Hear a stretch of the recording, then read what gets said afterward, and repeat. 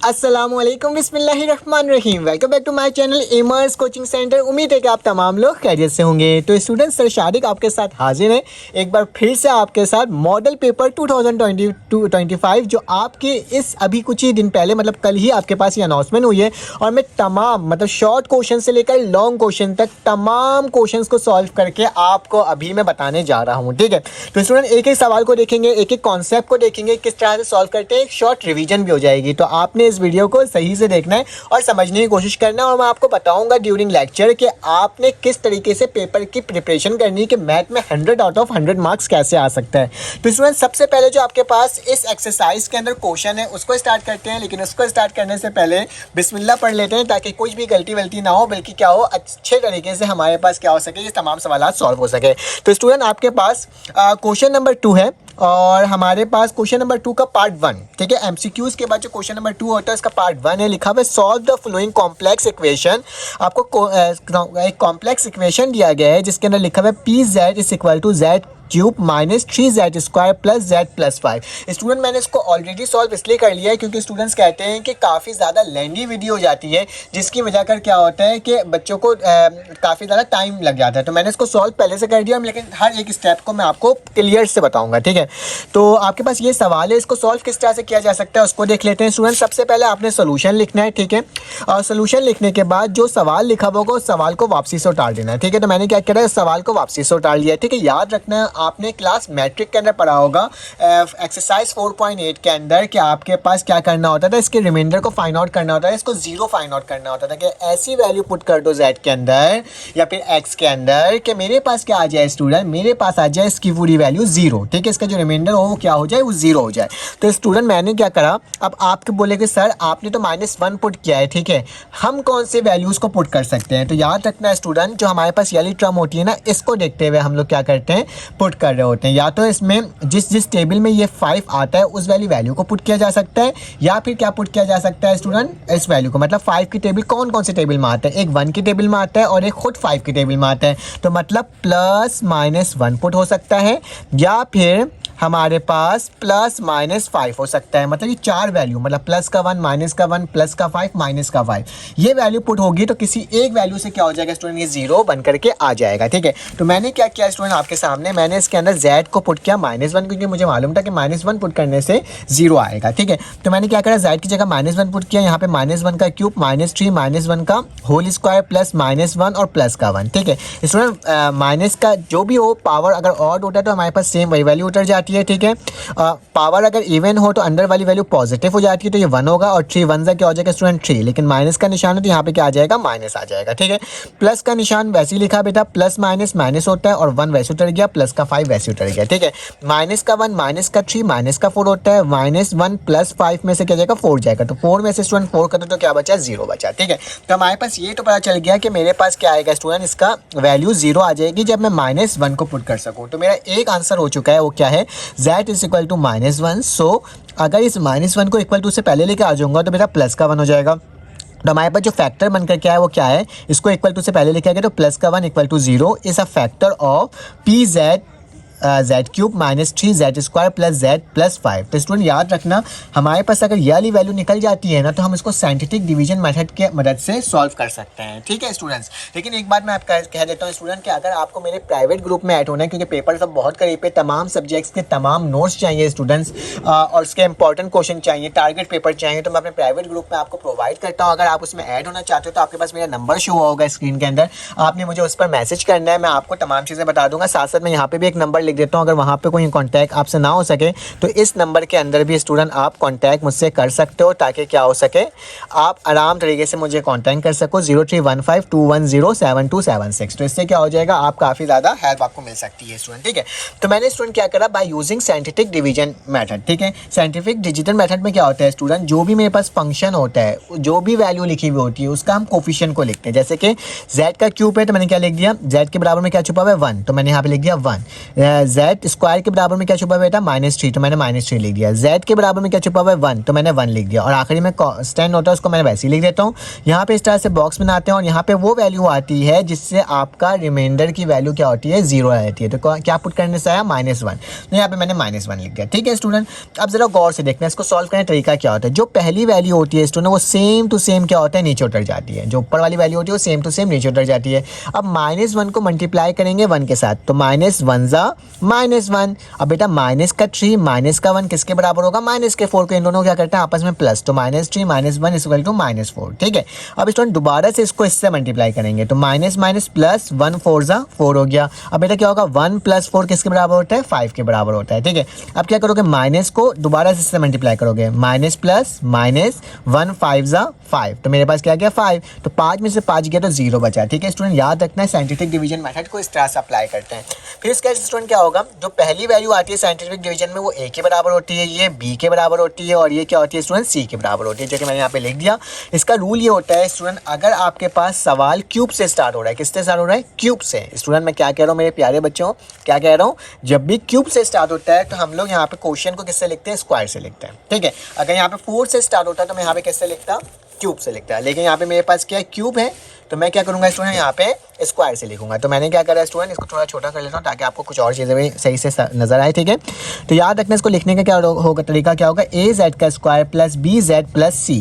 तो a की जगह स्टूडेंट 1 पुट कर देंगे तो यहाँ पे 1 लिखने की ज़रूरत ही नहीं है। फिर इसका प्लस का निशान, फिर इसका बेटा b की जगह क्या आ जाएगा -4 आ जाएगा, तो -4 आ गया, साथ में z आ गया और c की जगह क्या आ गया 5। तो हमारे पास फर्स्ट इक्वेशन स्टूडेंट बन करके आ गई। ठीक है, अब स्टूडेंट इसको लिखेंगे कैसे, हमारे पास वी गेट लिखा मैंने, हमारे पास जो भी सवाल था, जो ये आपके पास सवाल है, ठीक है, ये जो सवाल था मैंने उस सवाल को लिखा।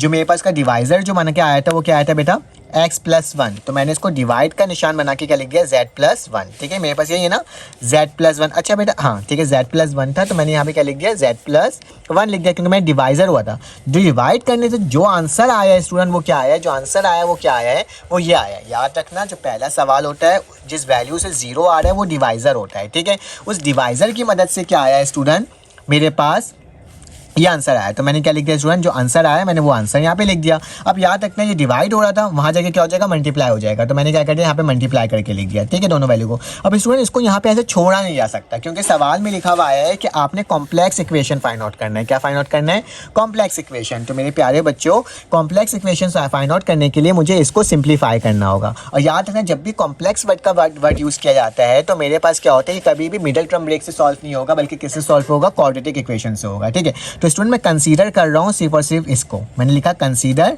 This one. ठीक है, यहाँ पे अगले पेज में चलता हूँ। जब तक आप इस फर्स्ट पेज का स्टूडेंट क्या कर सकते हो, आप स्क्रीनशॉट ले लेते हो, क्योंकि क्या होता है कभी कभार ना मैं आगे निकल जाता हूँ, स्क्रीनशॉट का भूल जाता हूँ। ठीक है, तो आगे चलते हैं। यहाँ पे फिर स्टूडेंट क्या हो जाएगा मेरे पास, यहाँ पे मैं इसको थोड़ा सा बड़ा कर लेता हूँ। मैंने उसको जो कंसीडर किया था तो बता दिया कि a की वैल्यू 1 है, b की वैल्यू -4 है और c की वैल्यू 5 है। By using the quadratic formula z बराबर होता है -b plus minus √b² -4ac/2a। ठीक है, माइनस का निशान वैसे ही लिखा, b की वैल्यू मेरा -4 है तो मैंने -4 लिख दिया। फिर प्लस माइनस लगाया, रूट लगाया, b की जगह -4 का होल स्क्वायर, माइनस का 4, a की जगह 1, c की जगह 5 और नीचे 2 है। माइनस माइनस प्लस हो जाएगा, प्लस माइनस वैसे हो जाएगा, 4 4 16 हो जाएगा, 4 5 20 हो जाएगा और नीचे 2 आ जाएगा। स्टूडेंट 16 में से 20 जाएगा तो माइनस का 4 बचेगा, लेकिन रूट के अंदर -4 कभी भी अच्छा नहीं लगता क्योंकि ये मैटर आ जाएगा। तो इस माइनस को हटाने के लिए मैंने क्या लगा दिया, बाहर आयोटा लगा दिया। और 4 का रूट क्या होता है बेटा 2 होता है। ठीक है, मैंने 2 लिख दिया। अब याद रखो ये 2 इसके साथ भी लिखाएगा, एक दफ़ा इसके साथ भी लिखाएगा, मैंने दोनों के साथ लिख दिया। 2 1 ज़ा 2, 2 2 ज़ा 4, 2 1 ज़ा 2, 2 1 ज़ा 2। तो यहाँ पे बेटा क्या बच रहा है 2 बच रहा है, तो मैंने 2 लिखा, प्लस माइनस लिखा, आयोटा लिख दिया। ठीक है, अब स्टूडेंट मेरे पास जो आंसर आया वो क्या है कि z बराबर है 2 प्लस आयोटा एंड z बराबर है 2 माइनस आयोटा। चाहो तो इसको इक्वल टू से पहले ले आओ, तो z -2 और माइनस आयोटा बराबर हो जाएगा 0 के, ये भी ले जाओ तो z -2 प्लस का आयोटा इक्वल टू 0 हो जाएगा। तो स्टूडेंट मेरे पास 3 वैल्यू बनकर के आ गई, वो क्या है z + 1 जो मेरे पास ये पुरानी वाली वैल्यू थी, z + 1, फिर उसके बाद क्या है इसकी जो वैल्यू बनकर के आई है वो क्या आई है स्टूडेंट, ये 2 वैल्यू आई। तो मैंने ये दोनों वैल्यू को लिख दिया। तो इस तरीके से ये क्या हो गया, पूरा सवाल स्टूडेंट सॉल्व हो गया। तो आप इसका भी स्क्रीनशॉट ले सकते हो, ये है और एक पेज ये है। ठीक है, ये पेज है मेरे पास और हमारे पास ये पेज है, ठीक है। तो ये मैंने आपको बता दिया। चलो आ जाओ इसका नेक्स्ट पार्ट सॉल्व करते हैं और देखते हैं वो किस तरह से सॉल्व हो रहा है स्टूडेंट। ये क्वेश्चन नंबर 2 आ गया। Using the property proof that, हमें प्रूफ करना है। ये एक्सरसाइज 2.4 का क्वेश्चन नंबर 3 का पार्ट नंबर 4 है, ठीक है। बहुत ज़्यादा इंपॉर्टेंट है। अपने टारगेट पेपर के अंदर भी मैंने आपको बताया था कि इसको किस तरह से सॉल्व करते हैं। तो स्टूडेंट सबसे पहले तो आपने क्या करना है, लेफ्ट हैंड साइड लेना। तो मैंने लिख दिया लेफ्ट हैंड साइड। याद रखना लेफ्ट हैंड साइड पूरा लिखा करो वरना पेपर में नंबर कट जाते हैं। लेफ्ट हैंड साइड मैंने लिख लिया। अब स्टूडेंट इसमें ना लॉजिक थोड़ा सा अप्लाई करना है। वो लॉजिक क्या होगा मेरे प्यारे बच्चों, बहुत ही आसान सा सवाल है, बहुत ही आसान है, मुश्किल नहीं है। आप हर चीज़ को खुद ब खुद ही मुश्किल बनाते हो, लेकिन अगर आप कभी सोचो ना नहीं बहुत आसान है मैं कर सकता हूँ, तो देन यू मतलब आप कर सकते हो, ठीक है। तो खैर स्टूडेंट अब क्या करना होगा, आपने इस वाले सवाल के अंदर ये जो दोनों वैल्यूज़ हैं इन दोनों वैल्यू को ऊपर माइनस करवा देना होगा। जैसे कि मैंने लिखा कि R1 minus R2 plus R3, मतलब इन दोनों को प्लस करके ऊपर जाके माइनस करवा देना। बेसिकली माइनस ही करवा रहे हैं, ठीक है। तो ज़रा गौर से देखो, B प्लस C था तो यहाँ पे B प्लस C है। B को ऊपर जाके माइनस करवाओ तो मैंने माइनस करवा दिया, C को ऊपर जाके माइनस करवाओ तो मैंने माइनस करवा दिया। उसी तरह से A लिखा हुआ है बेटा यहाँ पे, ये इसको ऊपर जाके माइनस करवाओ तो माइनस हो गया। लेकिन कभी भी माइनस डायरेक्टली नहीं हो सकता, माइनस प्लस माइनस हो जाएगा, तो ये भी ऊपर जाके स्टूडेंट माइनस ही होगा और नीचे वाली वैल्यू भी ऊपर जाके क्या हो गई, माइनस हो गई। उसके साथ साथ ए, क्योंकि देखो ब्रैकेट लगा हुआ है ना, तो ब्रैकेट का मतलब ये इसके साथ क्या हो रहा है, मल्टीप्लाई हो रहा है। जो भी निशान है अंदर वाली माइनस हो जाएगी, ठीक है। उसके साथ साथ बेटा ये ए है, इसको उठा के ऊपर लेके गया तो माइनस बी हो गया, इसको उठा के ऊपर लेके गया तो माइनस ए माइनस बी हो गया। याद रखना जिसके ऊपर ऑपरेशन अप्लाई करते हैं वही सिर्फ चेंज होता है, बाकी जितनी भी नीचे वाली वैल्यू होती है वो सेम टू सेम वैसी उतर जाती है। तो मैंने सेम टू सेम क्या करा है स्टूडेंट, अगर आप देखो तो दोनों के वैल्यू मैंने सेम टू सेम वैसी उतार दिया है। अब जरा गौर से देखो, प्लस का सी माइनस का सी कैंसिल आउट, प्लस का बी माइनस का बी कैंसिल आउट, ठीक है। ये प्लस का ये माइनस का सी क्या हो गया स्टूडेंट, कैंसिल आउट, माइनस का ए कैंसिल आउट, और ये मेरे पास प्लस का ए कैंसिल, माइनस का ए कैंसिल आउट। तो मेरे पास बच क्या रहा है यहाँ से, तो सब कुछ कैंसिल आउट हो गया, तो ये जीरो हो गया स्टूडेंट। ये 2 दफ़ा सी बचा तो माइनस का 2c हो गया, यहाँ पे 2 दफ़ा बी बचा तो माइनस का 2b हो गया स्टूडेंट, और बाकी नीचे वाली वैल्यू को सेम उतार दिया। अब क्या करोगे स्टूडेंट, अब -2 को रॉ 1 से कॉमन ले लोगे, तो लिखा टेकिंग -2 फ्रॉम रॉ 1। इस वाले रॉ से -2 को कॉमन ले लूँगा, तो -2 कॉमन लूँगा तो स्टूडेंट क्या बचेगा, ये जीरो ही रहेगा। 2 बाहर निकल गया तो c बच गया, ये 2 बाहर निकल गया तो b बच गया। नीचे क्या हो जाएगा स्टूडेंट, b c और देखो बी सी हो गया, ये सारी वैल्यू मैंने वैसे ले लिया, ठीक है। कोई मसले की बात स्टूडेंट नहीं है। अब थोड़ा सा और लॉजिक इसमें अप्लाई करना है वो मैं आपको बताता हूँ नेक्स्ट पेज में। अब आपको क्या करना होगा स्टूडेंट, इसका पहले आप देखिए मैं आपको आखिरी में इसका स्क्रीनशॉट दिलवा दूंगा, ठीक है। R2 को माइनस करना है स्टूडेंट R1 से, R2 को माइनस करना है R1 से। अभी R2 माइनस होगा R1 से कैसे, तो स्टूडेंट याद रखना इसको बोलते हैं रॉ, ठीक है, और इसको बोलते हैं कॉलम, ठीक है। इस चीज़ को याद रखना। तो R2 को माइनस करवाना है R1 से, मतलब B को माइनस करवा देना है, इस वाले B को माइनस करवाना है इससे, मतलब इसका है ना R2 चेंज होगा, R2 मतलब R2 चेंज होगा किससे, R1 से। तो ज़रा गौर से देखो स्टूडेंट, ये वाली वैल्यू सेम उतर जाएगी, ये वाली वैल्यू सेम उतर जाएगी। तो गौर से देखो मैंने क्या करा है, ऊपर वाली वैल्यू नीचे वैल्यू सेम उतार दी है। चेंजेस किस में हो रही है, इसमें हो रही है। अब देखो B -0 लिखा हुआ है, मतलब R2 की वैल्यू क्या होगी स्टूडेंट, B होगी। यहाँ पे गौर से देखो R2 की वैल्यू क्या है बेटा, R2 की वैल्यू B है, मतलब B है, ठीक है। और ये माइनस किससे हो जाएगा, जीरो से। फिर उसी तरह से C प्लस ए है, ये माइनस किससे हो जाएगा, -c से। B को B से माइनस करेंगे तो B -b हो जाएगा, ठीक है। तो देखना गौर से, मैंने यहाँ पे वही चीज़ लिखा है, B -0, C प्लस -c और B -b। तो प्लस का C माइनस का C कैंसिल हो गया, ठीक है। तो मेरे पास बचा क्या है स्टूडेंट, 0 BC, फिर उसके बाद C A और C B 0 A plus B, ठीक है। अब स्टूडेंट एक और काम इसमें करना होगा, इसको और सिंप्लीफाई करने के लिए मैं R3 से माइनस करवा दूंगा R1 को, ठीक है। R3 क्या है बेटा, ये है, ठीक है। बाकी दो वैल्यू सेम उतर जाएगी, देखो ये दोनों वैल्यू सेम उतर गई। अब इसको चेंज करेंगे क्योंकि R3 में काम करना है, तो C को माइनस करवाओगे 0 से, तो C -0 हो जाएगा। C को माइनस करवाओगे C से, तो C -c हो जाएगा। और A प्लस B को माइनस करवाओगे B से, तो मेरे पास क्या बच रहा है, B से B कटा और C से C कट गया, तो क्या बचेगा 0 C। अच्छा देखो मैंने यहाँ पे कहीं पे -2 लिखा नहीं है, तो याद रखना ये -2 यहाँ पे उतरते जाएगा, ये गायब मत कर देना, ठीक है, मेरी तरह। तो इसमें अब क्या हो जाएगा, ये 0 हो जाएगा, इससे ये B A फिर 0 फिर C, ये कट गया तो ये 0 हो गया स्टूडेंट, ये कट गया तो यहाँ पे ये बच गया, ठीक है। अब स्टूडेंट क्या करोगे, इसको एक्सपेंडिंग बाय रॉ 1 करोगे। क्या करोगे, एक्सपेंडिंग बाय रॉ 1, तो माइनस का 2 लिखा पहला वाला। एक्सपेंडिंग करने का तरीका क्या होता है, पहले 0 लिखते हैं, दूसरी वाली वैल्यू माइनस में लिखते हैं, माइनस में लिखा, ब्रैकेट बनाया स्टूडेंट, ये गायब और ये गायब, तो क्या बचा B0 CA, तो B0 CA लिख दिया। प्लस का निशान B आखिरी में हो गया, ये गायब, तो क्या बचा स्टूडेंट BA C0। इसको थोड़ा सा सॉल्व करा, माइनस का 2 वैसे लिखा, 0 वैसे लिखा, -c वैसे लिखा, B A AB, बीच में माइनस का निशान होता है, C को 0 से करो तो 0 बचा, ठीक है। प्लस का B हो गया बेटा, B को 0 से करो 0 बचा, ए सी को माइनस करा तो माइनस का ए सी हो गया, ठीक है। अब इसमें गौर से देखो, -2 वैसे उठ रहा है, ये 0 को लिखने की ज़रूरत ही नहीं है। इसको इससे मल्टीप्लाई किया तो क्या आ गया, माइनस का ए बी सी, और प्लस के बी को इससे मल्टीप्लाई किया तो क्या आ गया, माइनस का ए बी सी, माइनस का ए बी सी, माइनस का ए बी सी, माइनस का 2 ए बी सी, 2 2 ज़ा 4, माइनस माइनस प्लस तो 4 ए बी सी। तो देखो लेफ्ट हैंड साइड स्टूडेंट क्या हो गया, राइट हैंड साइड के इक्वल हो गया। तो हमने हैंड्स प्रूव कर लिया। तो स्टूडेंट इसका स्क्रीनशॉट ले लो जल्दी से। तो मेरे पास क्या है, काफ़ी सारे सवाल आते हैं तो जल्दी जल्दी सॉल्व करने। ये वाला पेज है स्टूडेंट, और एक पेज मेरे पास ये है। तो स्टूडेंट आ जाते हैं, आप नेक्स्ट सवाल को करते हैं सॉल्व, ठीक है। ये सवाल काफ़ी ज़्यादा इंपॉर्टेंट 2.5 का क्वेश्चन नंबर 3 के पार्ट 1 से आया हुआ ये सवाल। बोला जा रहा है फाइंड द रैंक ऑफ, ये सवाल लिखा by reducing it to echelon form. एक होता है एक्लॉन फॉर्म और एक होता है रिड्यूस एक्लॉन फॉर्म, ठीक है। एशेलॉन फॉर्म भी कहा जाता है, ठीक है। तो स्टूडेंट आप क्या कर सकते हो, जब एक्लॉन फॉर्म होता है तो हमारे पास जो पॉइंट वाली वैल्यू होती है ना, मतलब लीडिंग पॉइंट वैल्यू होती है, उसके नीचे सारे जीरो हो जाते हैं, ठीक है। और अगर रिड्यूस की बात किया जाता है तो आइडेंटिटी बनाना होता है, हमें आई बनाना होता है। ये आपने कॉन्सेप्ट सीखा होगा, पूरा एक्सरसाइज मैंने कॉन्सेप्ट वाइज सॉल्व करवाया हुआ अपने चैनल के अंदर, आप जाके चेक भी कर सकते हो, ठीक है। तो स्टूडेंट मेरे पास क्या ये सवाल लिखा हुआ था, तो इस सवाल को सॉल्व करना है, एक्लॉन फॉर्म में इसको चेंज करना है, ठीक है। एक्लॉन फॉर्म में चेंज करने का तरीका क्या, ये सवाल को वैसे ही लिख दिया।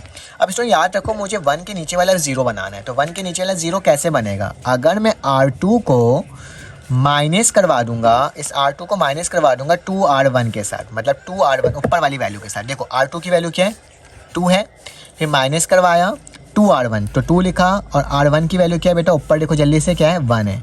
तो क्या हो जाएगा, 2 1 ज़ा 2, 2 में से 2 गया तो क्या बचा 0। तो मेरे पास यहाँ पे क्या आ गया, 0 आ गया। याद रखना जो वैल्यू लिखा हुआ होगा यहाँ पे पहले, सिर्फ वो चेंज होगा, बाकी दोनों वैल्यू सेम उतर जाएंगे। देखो ये वाली वैल्यू मैंने सेम उतार दिया, ये वाली वैल्यू मैंने सेम उतार दिया, जो चेंजेस होगी उसमें होगी, ठीक है। अब स्टूडेंट सेकंड के लिए काम करते हैं। तो R2 की वैल्यू क्या है बेटा, 3 है, माइनस लिखा, फिर 2 लिखा, और R1 की वैल्यू क्या है, 2 है, ठीक है। 2 2 ज़ा 4, 4 में से 3 जाएगा तो कितना बचेगा बेटा, -1। तो क्या आ गया, -1 आ गया, ठीक है। मैं करके आपको दिखा दे रहा हूँ, बच्चे कंफ्यूज होते हैं बहुत ज़्यादा। फिर इसके बाद R2 की वैल्यू बेटा क्या है, यहाँ पे 4 है, 2 है, और ऊपर क्या है 3 है। तो 2 3 ज़ा 6 होता है, 6 में से 4 जाएगा तो बेटा कितना बचेगा, -2। तो क्या बचा, -2 बच गया, ठीक है। ये वाली वैल्यू लिख दिया। अब 1 के नीचे दोनों क्या हो गया स्टूडेंट, 0 हो गया। अब मुझे क्या करना है बेटा, इस वाले 1 को पॉजिटिव बनाना है। तो इस पॉजिटिव बनाने का तरीका क्या होगा, इसको मल्टीप्लाई कर दूंगा -1 को, R2 को मल्टीप्लाई कर दिया -1 से, ठीक है। यहाँ पे लिख सकते हो कि R2 को क्या कर रहे हो, मल्टीप्लाई कर रहे हो -1 से। तो जब -1 से मल्टीप्लाई किया, ऊपर वाली वैल्यू सेम उतर गई, ये वाला मल्टीप्लाई किया -1 से 0, जिससे भी मल्टीप्लाई करो मेरे पास सेम ही वैल्यू आएगी। माइनस माइनस क्या हो जाएगा, प्लस हो जाएगा, माइनस माइनस क्या हो जाएगा, प्लस हो जाएगा। ये 0 2 2 मैंने वैसे ही लिख दिया स्टूडेंट, ठीक है। अब स्टूडेंट याद रखना, एक्लॉन फॉर्म में 1 के नीचे वाला 0 होना चाहिए। तो इसके नीचे वाला 0 होना चाहिए, तो मैं क्या करा स्टूडेंट, R1 लिखा।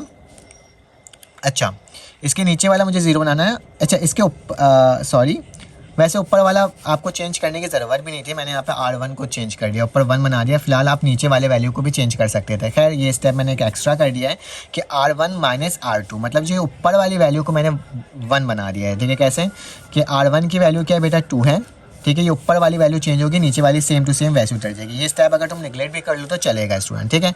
तो R1 की वैल्यू 2 है, माइनस हो जाएगा 1 से, तो क्या बचेगा 1। तो यहाँ पे आ गया 1, ठीक है। 0 को किसी से 1 करो, माइनस करो, वही सेम होता है, ठीक है। और फिर क्या हो गया, अच्छा एक चीज़ यहाँ पे याद रखना, मेरे पास R1 की वैल्यू 1 और -0 हो गया, सही है। उसी तरह से बेटा यहाँ पे देख लो, R1 की वैल्यू 3 है, -2 होगा तो क्या बचेगा, दोबारा से 1। तो मैंने यहाँ पे दोनों जगह का 1 लिख दिया, बाकी सेम वैल्यू लिख दिया।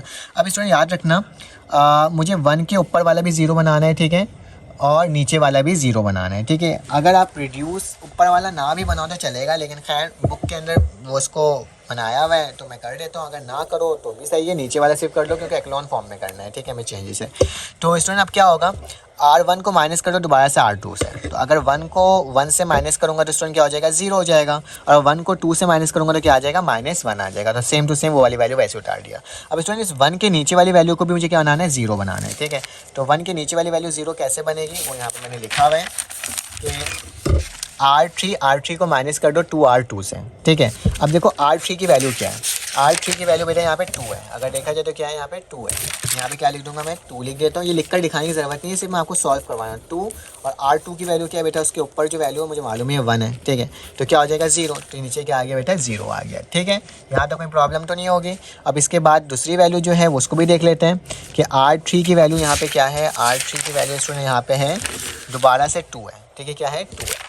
यहाँ पे लिख देता हूँ मैं 2, और -2 और R2 की वैल्यू 2 दी है, 2 2 ज़ा 4 तो माइनस का 2 हो जाएगा, क्या बचेगा -2, तो -2 आ गया। ऊपर वाली दोनों वैल्यू मैंने क्या कर दिया, सेम ही उतार दिया। ठीक है स्टूडेंट, अब क्या करना होगा, मुझे इस वाली वैल्यू को 1 बनाना है। तो 1 बनाने के लिए क्या करूँगा, इसको मल्टीप्लाई कर दूँगा माइनस का 1/2, क्योंकि -2 है R3 की वैल्यू और माइनस का 1/2, तो 2 से 2 कटेगा, माइनस माइनस प्लस हो जाएगा, क्या बचेगा 1। तो यहाँ पे क्या आ जाएगा स्टूडेंट, 1 आ जाएगा। अब देखो, जब आइडेंटिटी में तीनों वैल्यू सेम आ जाए तो मेरे पास क्या हो जाएगा स्टूडेंट, उसका रैंक क्या आ जाएगा, 3 आ जाएगा। अगर यहाँ पे 0 होता तो रैंक क्या होता, 1 और 2 होता। अगर यहाँ पे भी नहीं होता तो स्टूडेंट रैंक क्या होता, 1 होता है। ठीक है, तो इस तरह से हम रैंक निकालते हैं। याद रखना, मैंने एक स्टेप ज़्यादा कर दिया ऊपर 0 बनाने के लिए, फिलहाल आपको 0 बनाने की ज़रूरत नहीं है। रिड्यूस में भी सेम ही आंसर आता है, लेकिन बोला ही नहीं गया तो हम क्यों करें। ठीक है, तो स्टूडेंट इसका स्क्रीनशॉट ले लो जल्दी से कि हमने इस वाले सवाल को भी आपके लिए सॉल्व कर दिया। स्टूडेंट एक और मैं बात करूँगा कि अगर आपको मेरी वीडियो अच्छी लग रही हो ना तो प्लीज़ चैनल को लाइक और सब्सक्राइब करो, बेल के आइकन को क्लिक करो, क्योंकि मुझे आपकी सपोर्ट की काफ़ी ज़्यादा ज़रूरत है। आप लोग वीडियोस देखते हो लेकिन सपोर्ट नहीं करते। कमेंट करके बताओ कि वीडियो आपको सही लग रही है कि नहीं लग रही है, क्या मैं और इंप्रूवमेंट किस तरह से करूँ। स्टूडेंट चलिए आ जाते हैं इसका स्टूडेंट पार्ट नंबर 4 को सॉल्व करते हैं। पार्ट नंबर 4 एक्सरसाइज 3.4 के क्वेश्चन नंबर 7 है। ठीक है, इसमें लिखा हुआ है if alpha beta and gamma are the direction of the angle of a vector then show that sine square alpha plus sine square beta plus sine square gamma is equal to 2। आपने क्या करना है student, इसको 2 के बराबर लेकर आना है। तो मैंने क्या लिखा, sine square alpha plus sine square beta plus sine square gamma बराबर है 2 के। फिर इसका लेट कर लिया मैंने, alpha beta and gamma are the direction of the angle of the vector. ठीक है, क्योंकि हमने डायरेक्शन ऑफ द वेक्टर हमने देखा था। अब इसको याद रखना, अभी डायरेक्शन तो कहा है, उसका मुझे मालूम तो पड़े कि वो डायरेक्शन की वैल्यू क्या है, उसके मैग्नीट्यूड की वैल्यू क्या है स्टूडेंट। तो मैंने लेट कर लिया कि ए बराबर है एक्स वाई जेड, क्योंकि 3 है हमारे पास टर्म। ठीक है, अल्फा बीटा गैमा, तो मैंने इसको बोल दिया एक्स वाई जेड के बराबर है। अब इसको याद रखना, मुझे डायरेक्शन फाइंड आउट करने के लिए मैग्नीट्यूड मालूम करना लाजमी होता है। तो मैं इसका मैग्नीट्यूड निकालूंगा, तो ए का मैग्नीट्यूड क्या होगा, एक्स का स्क्वायर प्लस वाई का स्क्वायर प्लस जेड का स्क्वायर। ठीक है, अब हम डायरेक्शन ऑफ कोसाइन निकालते हैं। ठीक है स्टूडेंट, डायरेक्शन ऑफ कोसाइन का क्या होता है, कॉस अल्फा बराबर होता है एक्स ओवर मैग्नीट्यूड ऑफ ए। तो बेटा कॉस अल्फा की वैल्यू एक्स की जगह एक्स उतर जाएगा, मैग्नीट्यूड ऑफ ए की वैल्यू क्या है बेटा, under root X square plus Y square plus Z square. क्योंकि मेरा आंसर स्क्वायर के अंदर है तो मैं कॉस के ऊपर क्या लगाऊंगा, स्क्वायर लगाऊंगा। तो स्क्वायरिंग ऑन बोथ साइड कर दिया, तो यहाँ पे स्क्वायर करो, यहाँ पे स्क्वायर लग गया, यहाँ पे स्क्वायर करो, इसके ऊपर स्क्वायर लगा और इसके ऊपर स्क्वायर लगा, तो स्क्वायर से रूट कैंसिल आउट हो गया, क्या बचा H square plus Y square plus Z square. ठीक है स्टूडेंट, अब क्या करना होगा, हमें मालूम है क्योंकि हमें साइन की वैल्यू निकालनी है। तो मुझे मालूम है 1 माइनस साइन स्क्वायर अल्फा बराबर होता है किसके, कॉस स्क्वायर अल्फा के। तो इसकी जगह क्या लिख दिया बेटा, 1 माइनस साइन स्क्वायर अल्फा बराबर है किसके, इस वाली वैल्यू के। तो X square plus Y square plus Z square. अब स्टूडेंट मैंने क्या करा, ये माइनस का sine square alpha equal to के बाद ले गया, इसको इधर लेकर आ गया, तो ये माइनस में इधर हो गया और ये अलग वैल्यू क्या हो गई, पॉजिटिव में हो गई। तो इसको यहाँ लिख लिया। अब इसका एलसीएम लिया, इसको इससे मल्टीप्लाई करा 1 से, तो क्या होगा स्टूडेंट, एक्स का स्क्वायर प्लस वाई का स्क्वायर प्लस जेड का स्क्वायर और माइनस एक्स का square divided by X square Y square Z square. फिर हमारे पास क्या होगा, हमारे पास स्टूडेंट एक्स स्क्वायर से माइनस का एक्स स्क्वायर कर गया, तो क्या बचेगा Y square plus Z square और फिर उसके बाद क्या हो जाएगा, X square plus Y square plus Z square. ठीक है, तो ये हमारे पास वैल्यू हो जाएगी। ठीक है, इसको हमने क्या कर लिया, यहाँ तक फाइंड आउट कर लिया। अब आपको खुद ही समझ में आ रहा होगा, अगर अल्फा मालूम कर रहे हैं तो ऊपर से एक्स की वैल्यू हट रही है, अगर बीटा मालूम करेंगे तो वाई की वैल्यू हट जाएगी, और अगर गैमा मालूम करेंगे तो क्या हो जाएगा, जेड की वैल्यू हट जाएगी स्टूडेंट। ठीक है, मतलब सेम इसी तरह से ये होगा सॉल्व। तो मैं आगे आपको जल्दी से दिखा देता हूँ कि आपने किस तरह से करना है। तो मैंने इसमें स्टूडेंट आपके लिए वैल्यू यहाँ पे निकाल ली थी पहली अलग करके। तो कॉस बीटा के लिए भी स्टूडेंट मैंने वही काम किया। ठीक है, फिर स्क्वायरिंग किया और फिर इसका एलसीएम लिया, और एलसीएम लेने के बाद मेरे पास क्या आ गया, साइन स्क्वायर। अगर आप देखो तो मेरे पास क्या आ गया, साइन स्क्वायर बीटा, यहाँ से वाई कट गया, सेम वैल्यू हो गया, इक्वेशन नंबर 2 बन गया। उसी तरह से गैमा के लिए भी स्टूडेंट काम किया, वही काम किया, दोबारा से वैल्यू लगा दिया। याद रखना कि मैंने बताया था अगर जेड की वैल्यू हट जाएगी ऊपर से तो इसकी वैल्यू क्या बन जाएगा, X square plus Y square, X square plus Y square plus Z square. ठीक है स्टूडेंट, तो इसको मैंने हरियप से बता दिया है क्योंकि स्टूडेंट मालूम है क्योंकि टाइम कम है और थोड़ा ज़्यादा से ज़्यादा सवाल सॉल्व करना है। इसलिए अब जो अहम काम है उसको मैं आपको बताता हूँ। आपने क्या करना होगा, तीनों इक्वेशन बनकर आई है उसको ऐड कर दोगे, एडिंग इक्वेशन 1, 2 एंड 3। ठीक है, क्या बोला मैंने, तीनों इक्वेशन को ऐड करना। तो sine square alpha plus sine square beta plus sine square gamma बराबर हो जाएगा स्टूडेंट, जो मेरे पास साइन अल्फा की थी क्या था, वाई स्क्वायर जेड स्क्वायर, ऊपर नीचे वही वाली वैल्यू, बीटा की जगह क्या होगा, वाई नहीं होगा, और गैमा की जगह क्या नहीं होगा स्टूडेंट, जेड नहीं होगा। नीचे सेम होगा, डिनोमिनेटर में सेम हो रहा है तो एलसीएम लेते वक्त नीचे वाली वैल्यू वैसे ही लिख दूंगा, ऊपर वाली वैल्यू को एक साथ लिख दिया। ठीक है, अब देखो 2 दफ़ा वाई है, 2 दफ़ा एक्स है, 2 दफ़ा जेड है, तो 2x² plus 2y² plus 2z² और x² plus z² y² plus z²। ऊपर से 2 कॉमन लिया तो क्या बचा student, x² plus y² plus z²। इससे ये वैल्यू कटी तो स्टूडेंट क्या बच गया 2। हमें यही तो प्रूफ करना था कि इसको 2 के बराबर बनाना था, और हमने देखो कितना आसान तरीके से स्टूडेंट्स को सॉल्व कर लिया। आप इसका स्क्रीनशॉट ले सकते हो। पहला पेज हमारे पास ये था, फिर देन हमारे पास जो पेज आया था वो स्टूडेंट ये वाला पेज था। ठीक है, एंड देन मेरे पास जो पेज आया स्टूडेंट वो कौन सा आया, वो ये वाला पेज था। ठीक है, तो आपका कॉन्सेप्ट तो इसमें क्लियर हो गया होगा स्टूडेंट। अगर समझ में आए तो प्लीज़ चैनल को लाइक और सब्सक्राइब करो, बेल के आइकन को क्लिक करो, क्योंकि हर सवाल के बाद मैं बोलूँगा स्टूडेंट आप लोगों को लाइक और सब्सक्राइब करने की। उम्मीद है कि आप इस वाले वीडियो की मदद से काफ़ी ज़्यादा सब्सक्रिप्शन मुझे देंगे। इसमें क्या लिखा हुआ है स्टूडेंट, ये मॉडल पेपर का क्वेश्चन नंबर 5 है, जिसमें लिखा हुआ है एक्सरसाइज 4.5 का क्वेश्चन नंबर 8 है student. Find the profit on RS 1000 for 5 year at 4% per annum।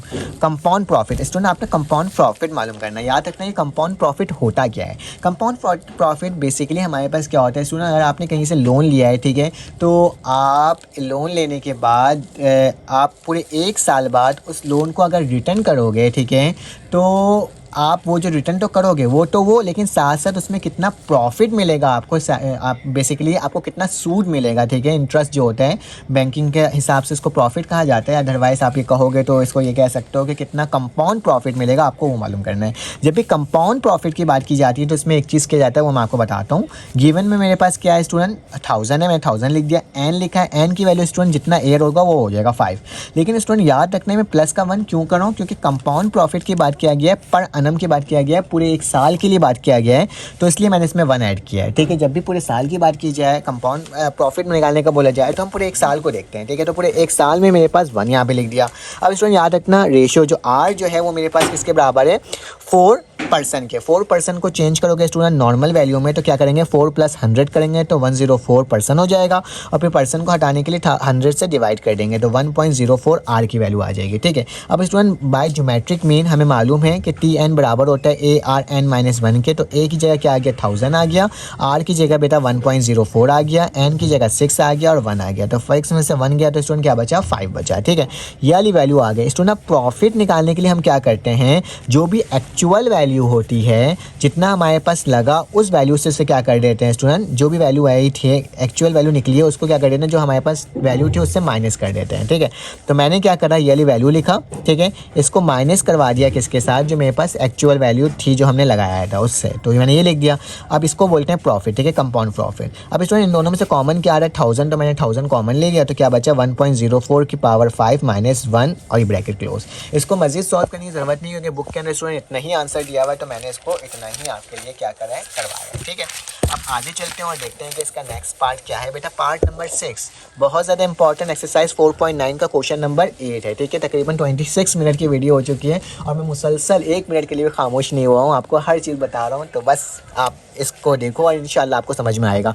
लिखा the arithmetic mean of 2 number is 8 and harmonic mean is 6, find the number. हमारे पास अरिथमेटिक मीन के जो 2 नंबर्स हैं, 2 नंबर्स को याद रखना है, जिसमें बोला जा रहा है वो क्या है, वो 8 है और एक हार्मोनिक मीन 6 है। तो याद रखना वो 2 नंबर जो स्टूडेंट उसको मैंने ऐड कर लिया कि A and B be the required number. जो मेरे पास A और B जो है स्टूडेंट वो क्या है, वो रिक्वायर्ड नंबर है। ठीक है, जिसके अकॉर्डिंग हमें क्या करना है, इसको सॉल्व करना है। अब लिखूंगा according to the given condition. According to the given condition के अकॉर्डिंग क्या है बेटा कि अरिथमेटिक मीन जो है वो किसके बराबर है, वो 8 के बराबर है, और जो हार्मोनिक मीन है वो किसके बराबर है स्टूडेंट, वो 6 के बराबर है। इसके अंदर मेंशन किया गया है। ठीक है, अब स्टूडेंट क्या करेंगे मेरे प्यारे बच्चों, कुछ ज़्यादा नहीं करना, बस थोड़ा सा ये करना है कि आपने अरिथमेटिक मीन के बारे में पता होना चाहिए कि उसका आप कैसे फाइंड आउट करते हो उसकी वैल्यू। ठीक है, उसका फार्मूला क्या होता है, तो A + B डिवाइडेड बाई 2 लिख दिया इज इक्वल टू 8, और हार्मोनिक मीन क्या होता है बेटा 2AB अपॉन A + B बराबर है 6 के। ठीक है, अब स्टूडेंट मैंने सिर्फ इसको सॉल्व कर रहा हूँ, तो A + B बराबर हो जाएगा 16 के, B को यहीं पर रहने देता हूँ, A को उधर ले गया तो 16 - A बराबर है इक्वेशन नंबर 1 के। ठीक है, अब स्टूडेंट क्या करोगे, अब इसी ही वैल्यू को इसके अंदर पुट कर दोगे इस वाले इक्वेशन के अंदर। ठीक है, तो मैंने क्या करा, ये B की वैल्यू को पुट करूँगा इसकी जगह, तो क्या हो जाएगा 2A, B की जगह आ गया 16 - A, नीचे A हो गया 16 - A, प्लस का A माइनस का A क्या हो गया स्टूडेंट कैंसिल आउट, तो यहाँ पे क्या बचेगा 2 16 का कितना होता है 32, टू माइनस ए जा क्या होता है 2a का स्क्वायर, और नीचे क्या बचा 16 और इक्वल टू 6। 16 को 6 से मल्टीप्लाई करोगे तो बेटा क्या आएगा 96। तो 32a माइनस 2a का स्क्वायर 96। इसको उठा के इक्वल टू के बाद ले गया तो वहाँ जाएगा तो क्या हो जाएगा प्लस का 2a। इसको उधर लेके जाऊँगा तो माइनस का 32a, और बेटा 96 प्लस में वैसे ही रहा और 0 हो गया। इन सब में से स्टूडेंट मैंने 2 कॉमन लिया तो क्या बचेगा a का स्क्वायर माइनस 16a प्लस का 48। ठीक है, इस 2 को जाकर डिवाइड कर दिया 0 से तो क्या बच गया a स्क्वायर माइनस का 16a, ठीक है, और प्लस का 48 इक्वल टू 0। स्टूडेंट अब इसका मुझे क्या करना है, मिडल टर्म ब्रेक लेना है। तो 48 का एलसीएम लोगे तो 12 माइनस 4 क्या होता है, माइनस का 16 होता है। ठीक है, तो लिख दिया a स्क्वायर माइनस का 12 है माइनस का 4 है प्लस का 48, माइनस का 12 माइनस का 4 आ गया तो किसके बराबर होता है, 16 के बराबर होता है। इन दोनों में से कॉमन क्या है बेटा a, तो क्या बचेगा a माइनस 12 माइनस, फिर इन दोनों में से कॉमन क्या है माइनस का 4, तो क्या बचेगा a माइनस माइनस प्लस 4 की टेबल 4 1 4 4 2 z, तो क्या आ जाएगा 12। दोनों में से कॉमन क्या है बेटा a minus 12 a minus 4 equal to 0, तो a minus 12 equal to 0 a minus 4 equal to 0 either and और। ये उधर चले गया तो 12 हो गया, उधर चले गया तो b, a की वैल्यू 2 आ गई। अब क्या करोगे, b की वैल्यू निकालना है स्टूडेंट, इसके अंदर पुट कर दो तो b की वैल्यू आ जाएगी। तो एक बार मैं 12 पुट करता हूँ तो लिखूंगा पुट a बराबर है 12 इन इक्वेशन नंबर 1, तो b लिखा 16 माइनस 12, तो कितना बच गया 4। तो जब मैंने बेटा a की जगह 12 पुट किया तो b की वैल्यू क्या आ गई 4, तो ये एक वैल्यू आ गई। दूसरे में बेटा a की जगह क्या पुट करूंगा 4, जब मैंने 4 पुट किया तो 4 अगर 16 में से 4 हो जाएगा 12, तो मेरे पास a 4 और b क्या हो जाएगा 12 हो जाएगा। तो ये एक सवाल था स्टूडेंट जो मैंने आपको बता दिया, आप इसका भी स्क्रीनशॉट स्टूडेंट ले सकते हो। चलो आ जाओ नेक्स्ट पार्ट को करते हैं सॉल्व और देखते हैं वो किस तरह से सॉल्व हो रहा है स्टूडेंट। ये वाला जो स्टूडेंट क्वेश्चन है वो पार्ट नंबर कौन सा है, 6 के बाद 7 है। ठीक है, 7 स्टूडेंट 5.4 क्वेश्चन नंबर 7, बहुत ही आसान सवाल है। ठीक है, पार्शियल फ्रैक्शन से सॉल्व किया हुआ है आपने मैट्रिक क्लास में, एक्सरसाइज आई थिंक सो 21 जो आपने मैट्रिक में पढ़ा था उससे ये थोड़ा सा रिलेट करता है। कैसे, देखो जब भी इन्फिनिटी हो, क्या हो स्टूडेंट, इन्फिनिटी ये सम का निशान है और k की वैल्यू 2, मतलब k की जो वैल्यू स्टार्ट हो रही है वो 2 से स्टार्ट हो रही है, 1 ओवर k स्क्वायर माइनस 1 हो, तो स्टूडेंट इसको सबसे पहले आपने इक्वेशन 1 बोल देना है।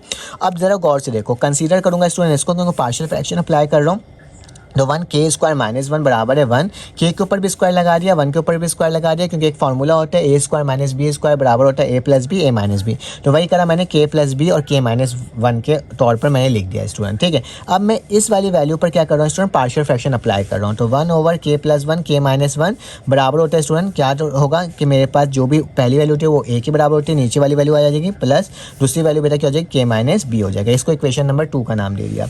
अब स्टूडेंट इसका एलसीएम लूंगा, इसको इधर मल्टीप्लाई, इसको इधर मल्टीप्लाई, इन दोनों को एक दूसरे के साथ मल्टीप्लाई, तो ये मल्टीप्लाई हुआ, इस वाली वैल्यू से ये वाली वैल्यू कट गई, तो क्या बचा बेटा 1 बराबर है a k minus 1 plus b k plus 1। ठीक है, और ये मेरे पास पार्ट नंबर 3 आ गया। अब मुझे क्या करना है बेटा, a की वैल्यू निकालनी है, b की वैल्यू निकालनी है, तो इसको निकालने का तरीका क्या होता है मेरे प्यारे बच्चों, बहुत ही आसान, कि आप किसी भी एक वैल्यू को 0 के बराबर पुट कर लो तो क्योंकि a की वैल्यू आपके पास निकली जाएगी। तो मेरे पास क्या लिखा हुआ है स्टूडेंट, k लिखा हुआ है, तो k minus 1 is equal to 0, तो k को उधर ले जाओ तो क्या हो जाएगा, माइनस 1 है तो प्लस का 1 हो जाएगा। अभी प्लस का 1 को पुट कर दो स्टूडेंट इक्वेशन नंबर किसके अंदर, 3 के अंदर, तो 1 वैसे ही लिखा, a लिखा, k की जगह 1 आ गया माइनस 1 प्लस बी 1 प्लस 1, तो ये तो 0 हो जाएगा और ये क्या हो जाएगा 2 भी हो जाएगा। अब मुझे b की वैल्यू निकालना, 2 जाके डिवाइड कर दो, क्योंकि ये 0 से तो प्लस होने का वही रह जाएगा 1 ओवर 2, और फिर ये जाके डिवाइड होगा तो b की वैल्यू हो जाएगी 1 ओवर 2। क्योंकि मैंने पहले इसको ऐड किया था स्टूडेंट, अब इसको ऐड करूंगा कि k प्लस 1 बराबर है किसके, 0 के, तो k को उठा के उधर ले जाता हूँ, क्या हो जाएगा स्टूडेंट, माइनस का 1 हो जाएगा। अभी माइनस का 1 को इक्वेशन नंबर 3 के अंदर पुट करूँगा तो क्या आएगा स्टूडेंट,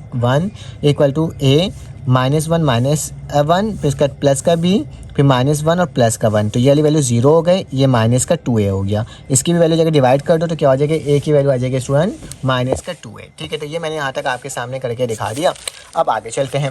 अब क्या करोगे बेटा, जो a और b की वैल्यू आई थी उसको इक्वेशन नंबर इसके अंदर पुट कर दो, तो मतलब यहाँ और यहाँ, तो मैंने क्या करा, ये वाली वैल्यू को सेम टू सेम वैसे ही लिखा और उसकी जगह माइनस का 1 over 2 k plus 1 1 over 2 k minus 1। ठीक है, अब इस वाली वैल्यू को जो कंसीडर किया था स्टूडेंट, जिसको तुमने कंसीडर किया था वो बेसिकली किसके बराबर था, इसके बराबर था, तो उसकी जगह लिख दूंगा। ठीक है, तो क्या करा, समेशन इन्फिनिटी k प्लस 2 और ये वाली जो वैल्यू थी उसको लिख दिया मेरे प्यारे बच्चों। ठीक है, अब क्या करोगे, कुछ भी नहीं, इनमें से 1 ओवर 2 कॉमन ले लोगे, तो 1 ओवर 2 अगर कॉमन लूँगा तो ये 1 ओवर 2 कॉमन आ जाएगा और ये वाली वैल्यू को इससे मल्टीप्लाई कर दिया, तो क्या होगा, summation 8k equal to 0 minus का 1 ओवर 2, याद रखना ये मल्टीप्लाई हो रहा है, ये माइनस अलग से नहीं है। ठीक है, फिर ये वाली वैल्यू इसके साथ मल्टीप्लाई हुआ तो 1 ओवर k माइनस 1 हो गया। स्टूडेंट याद रखना, क्योंकि इन्फिनिटी लगा हुआ है तो इन्फिनिटी में हम क्या करते हैं, डायरेक्टली k की वैल्यू को पुट कर सकते हैं। k की वैल्यू कहाँ से स्टार्ट हो रही है बेटा, 2 से स्टार्ट हो रही है, तो माइनस लगाया 1 लिखा, k की जगह 2 आ जाएगा, 2 प्लस 1 3 होता है, फिर क्या होगा स्टूडेंट, फिर माइनस लगाऊंगा क्योंकि माइनस का निशान है, माइनस लगाया।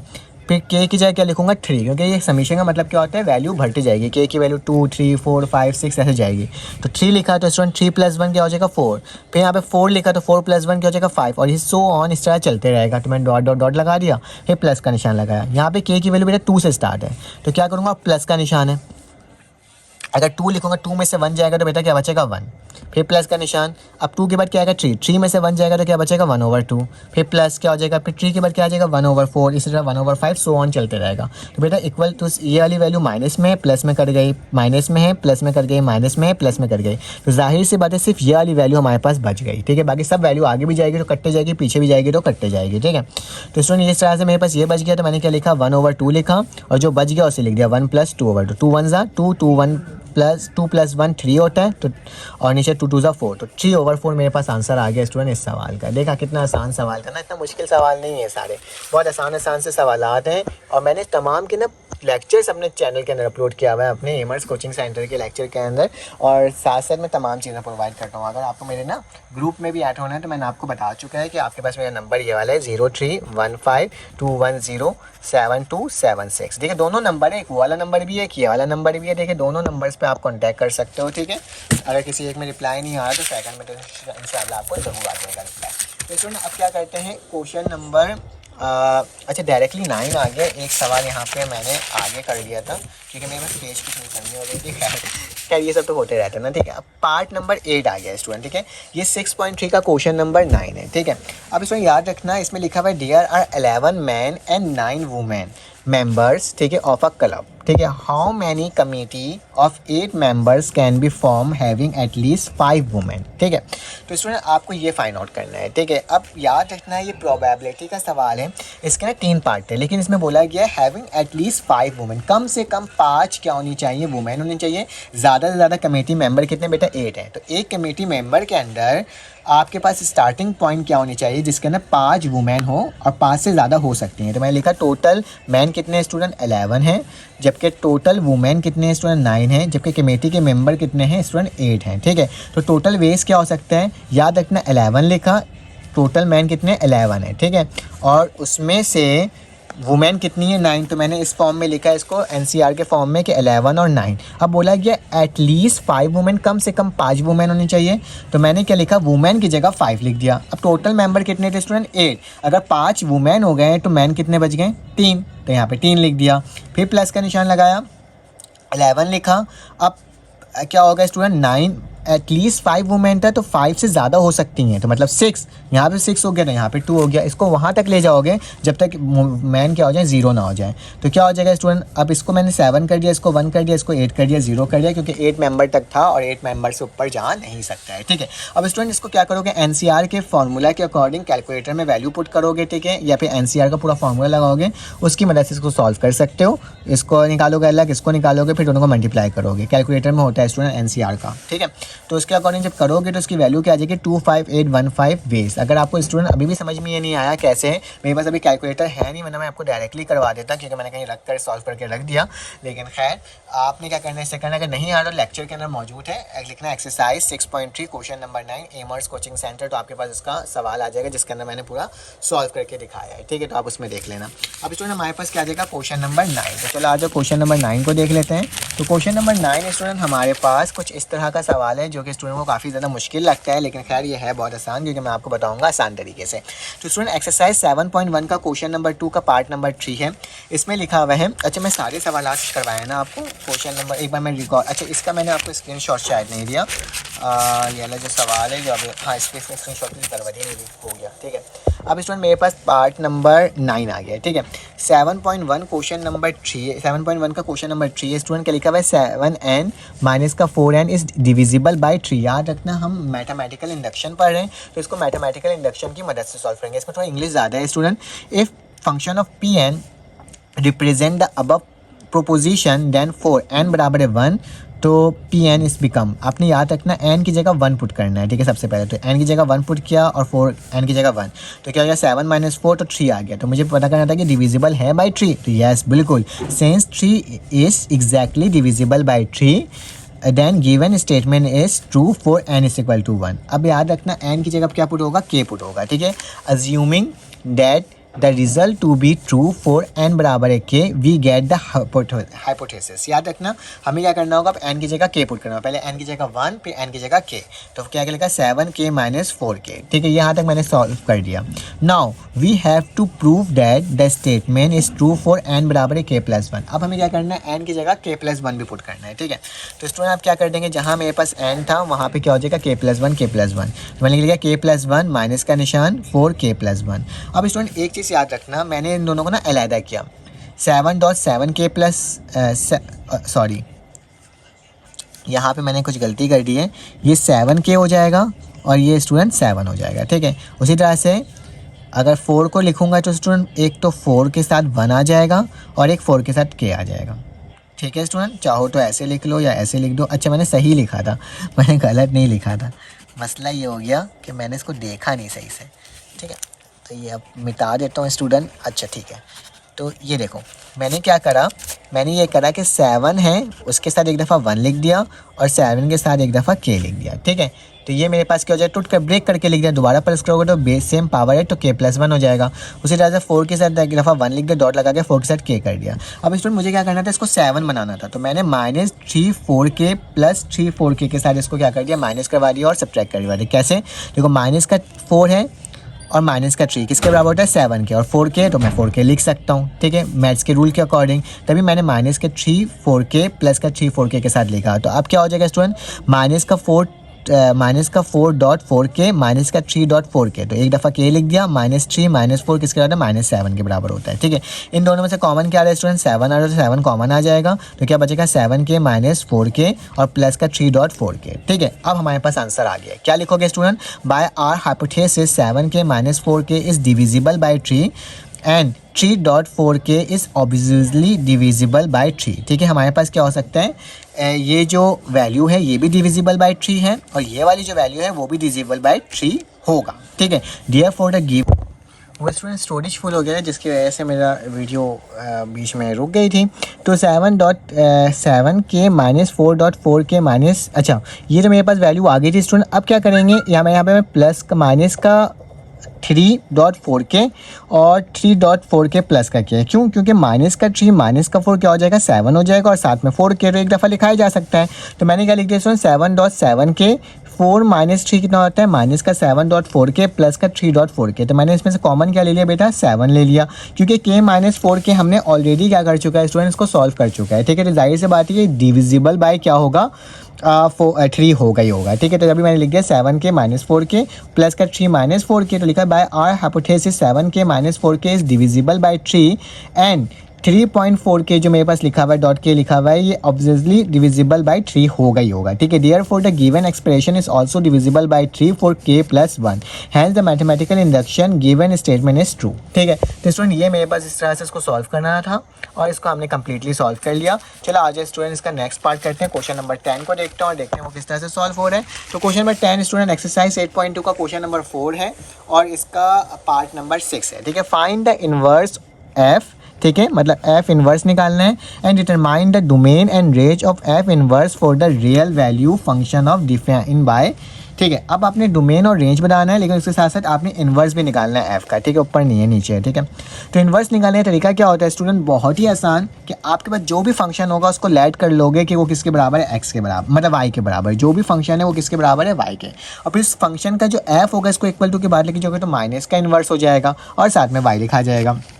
अब स्टूडेंट क्या करेंगे, ये जो f ऑफ x की वैल्यू है उसको इसकी जगह लिख देंगे, तो लिखा पुट f ऑफ x बराबर है y के, तो y को वैसे लिखा, f ऑफ x की वैल्यू क्या है बेटा, x माइनस 1 x माइनस 4, ठीक है। फिर से याद रखो जो भी सवाल लिखा हुआ उसको सबसे पहले ऐड करोगे y के और फिर f को इक्वल टू के बाद ले जाओगे तो क्या हो जाएगा, माइनस का 1 y हो जाएगा, ठीक है, इनवर्स y हो जाएगा, ठीक है। अब क्या करोगे, इस वाली वैल्यू के अंदर f ऑफ x की वैल्यू को पुट कर दो तो क्या हो जाएगा, x माइनस 1 x माइनस 4 हो जाएगा और साथ में y आ गया। अब स्टूडेंट इसको इक्वल टू के बाद ले जाओ, इसमें से मुझे क्या करना होगा, इसमें से x को अलग करना होगा, तो इसको इधर ले आओ तो क्या हो जाएगा, y इंटू एक्स माइनस 4, ये x माइनस 1, तो x को y से मल्टीप्लाई करो तो xy, y को 4 से करो तो 4y और x माइनस 1। इस x को इधर ले जाओ, इसको उधर ले आओ, तो ये उधर जाएगा तो प्लस का 4y हो जाएगा और माइनस का 1 वैसे उधर गया, ये इधर आएगा तो माइनस का x हो जाएगा। तो इन दोनों से बेटा कॉमन क्या आ रहा है, x आ रहा है, तो क्या बचेगा y, और x से x कटा, इस x से x कटा माइनस का 1, ये 4y माइनस का 1 हो गया। अब ये जाके डिवाइड कर दो तो क्या हो जाएगा 4y माइनस 1, नीचे y माइनस 1।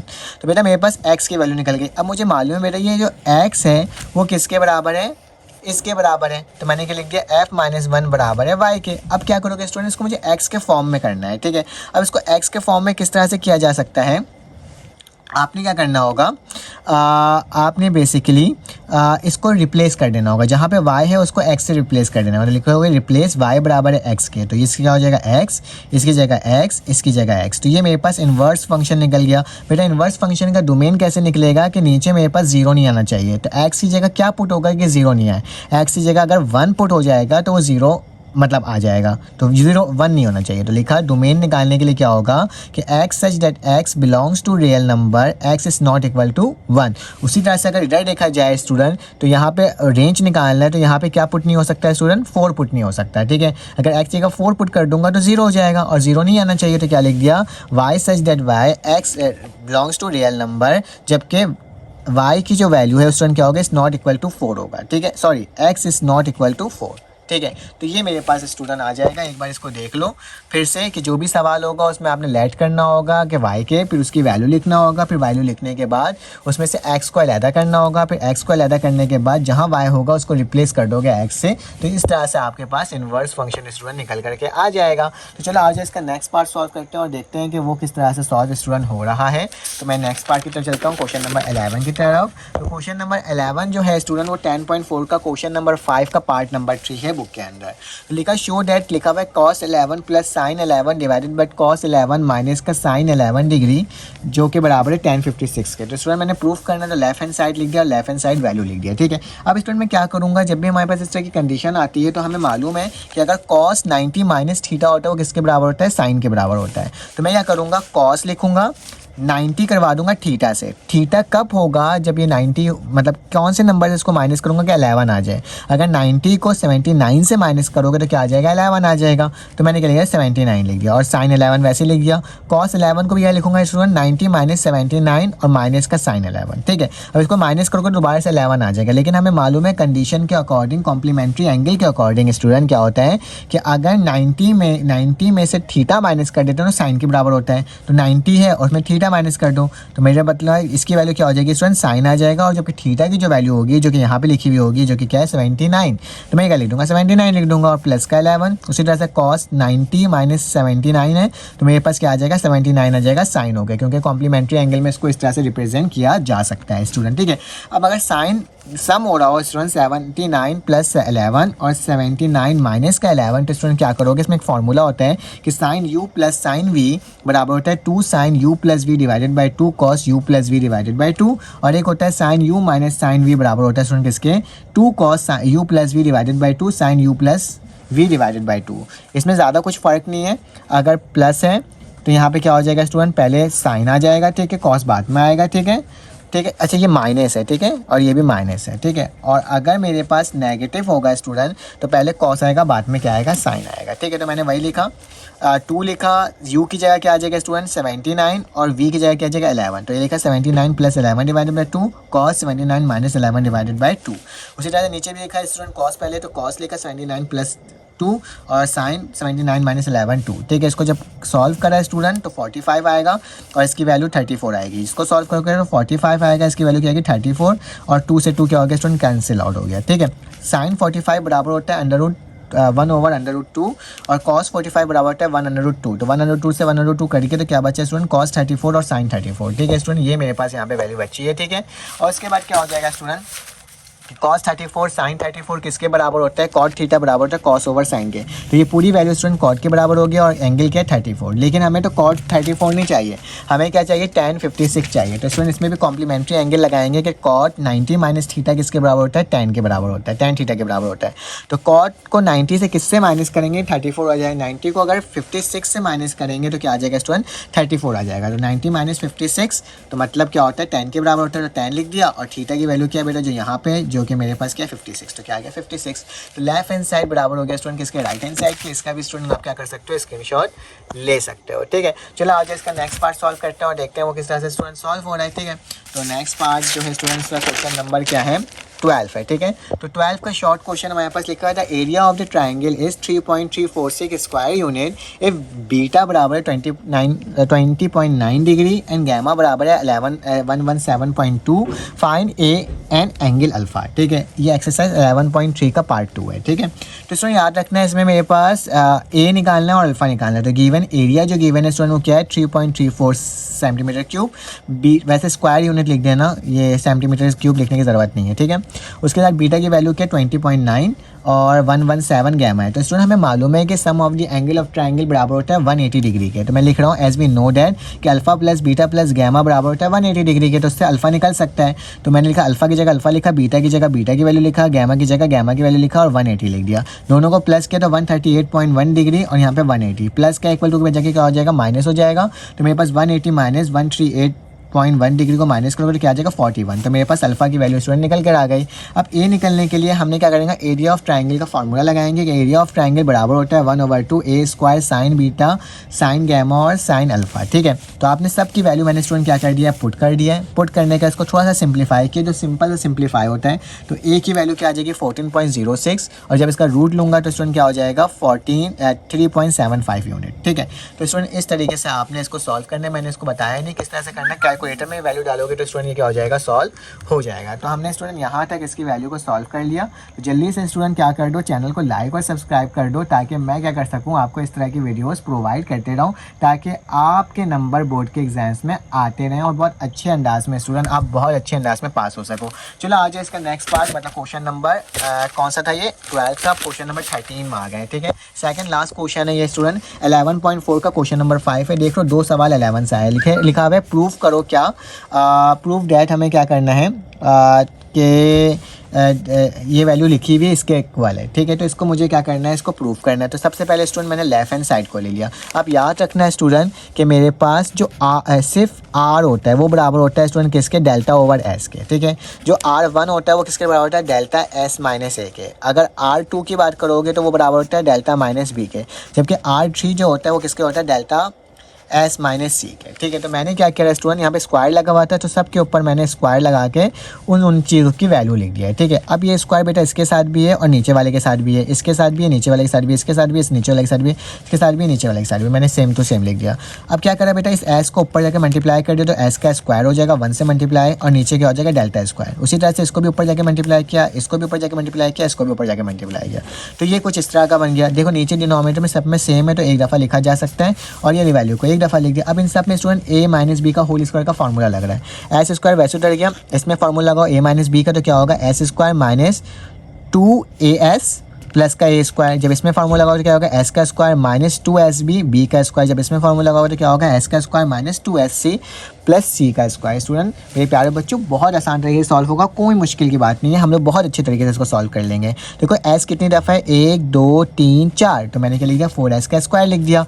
फिर देखो माइनस का 2s और माइनस का 2sb माइनस का 2sc को मैंने एक साथ लिखा और a का स्क्वायर b का स्क्वायर c का स्क्वायर को मैंने एक साथ लिख दिया। ठीक है, इन सब में से स्टूडेंट माइनस का 2s कॉमन आया तो माइनस का 2s कॉमन ले लिया तो क्या बचेगा a b और c सब प्लस में क्योंकि माइनस कॉमन लिया है और a square plus b square plus c square वैसे उतर गया। अब इसमें याद रखना है a plus b plus c किसके बराबर होता है 2s के बराबर होता है। तो मैंने क्या करा स्टूडेंट्स को थोड़ा गौर से देख लेना, इसकी जगह मैंने 2s लिख दिया तो माइनस प्लस माइनस होता है 2 2 ज़ा 4 s s ज़ा s स्क्वायर तो क्या हो जाएगा 4s का स्क्वायर।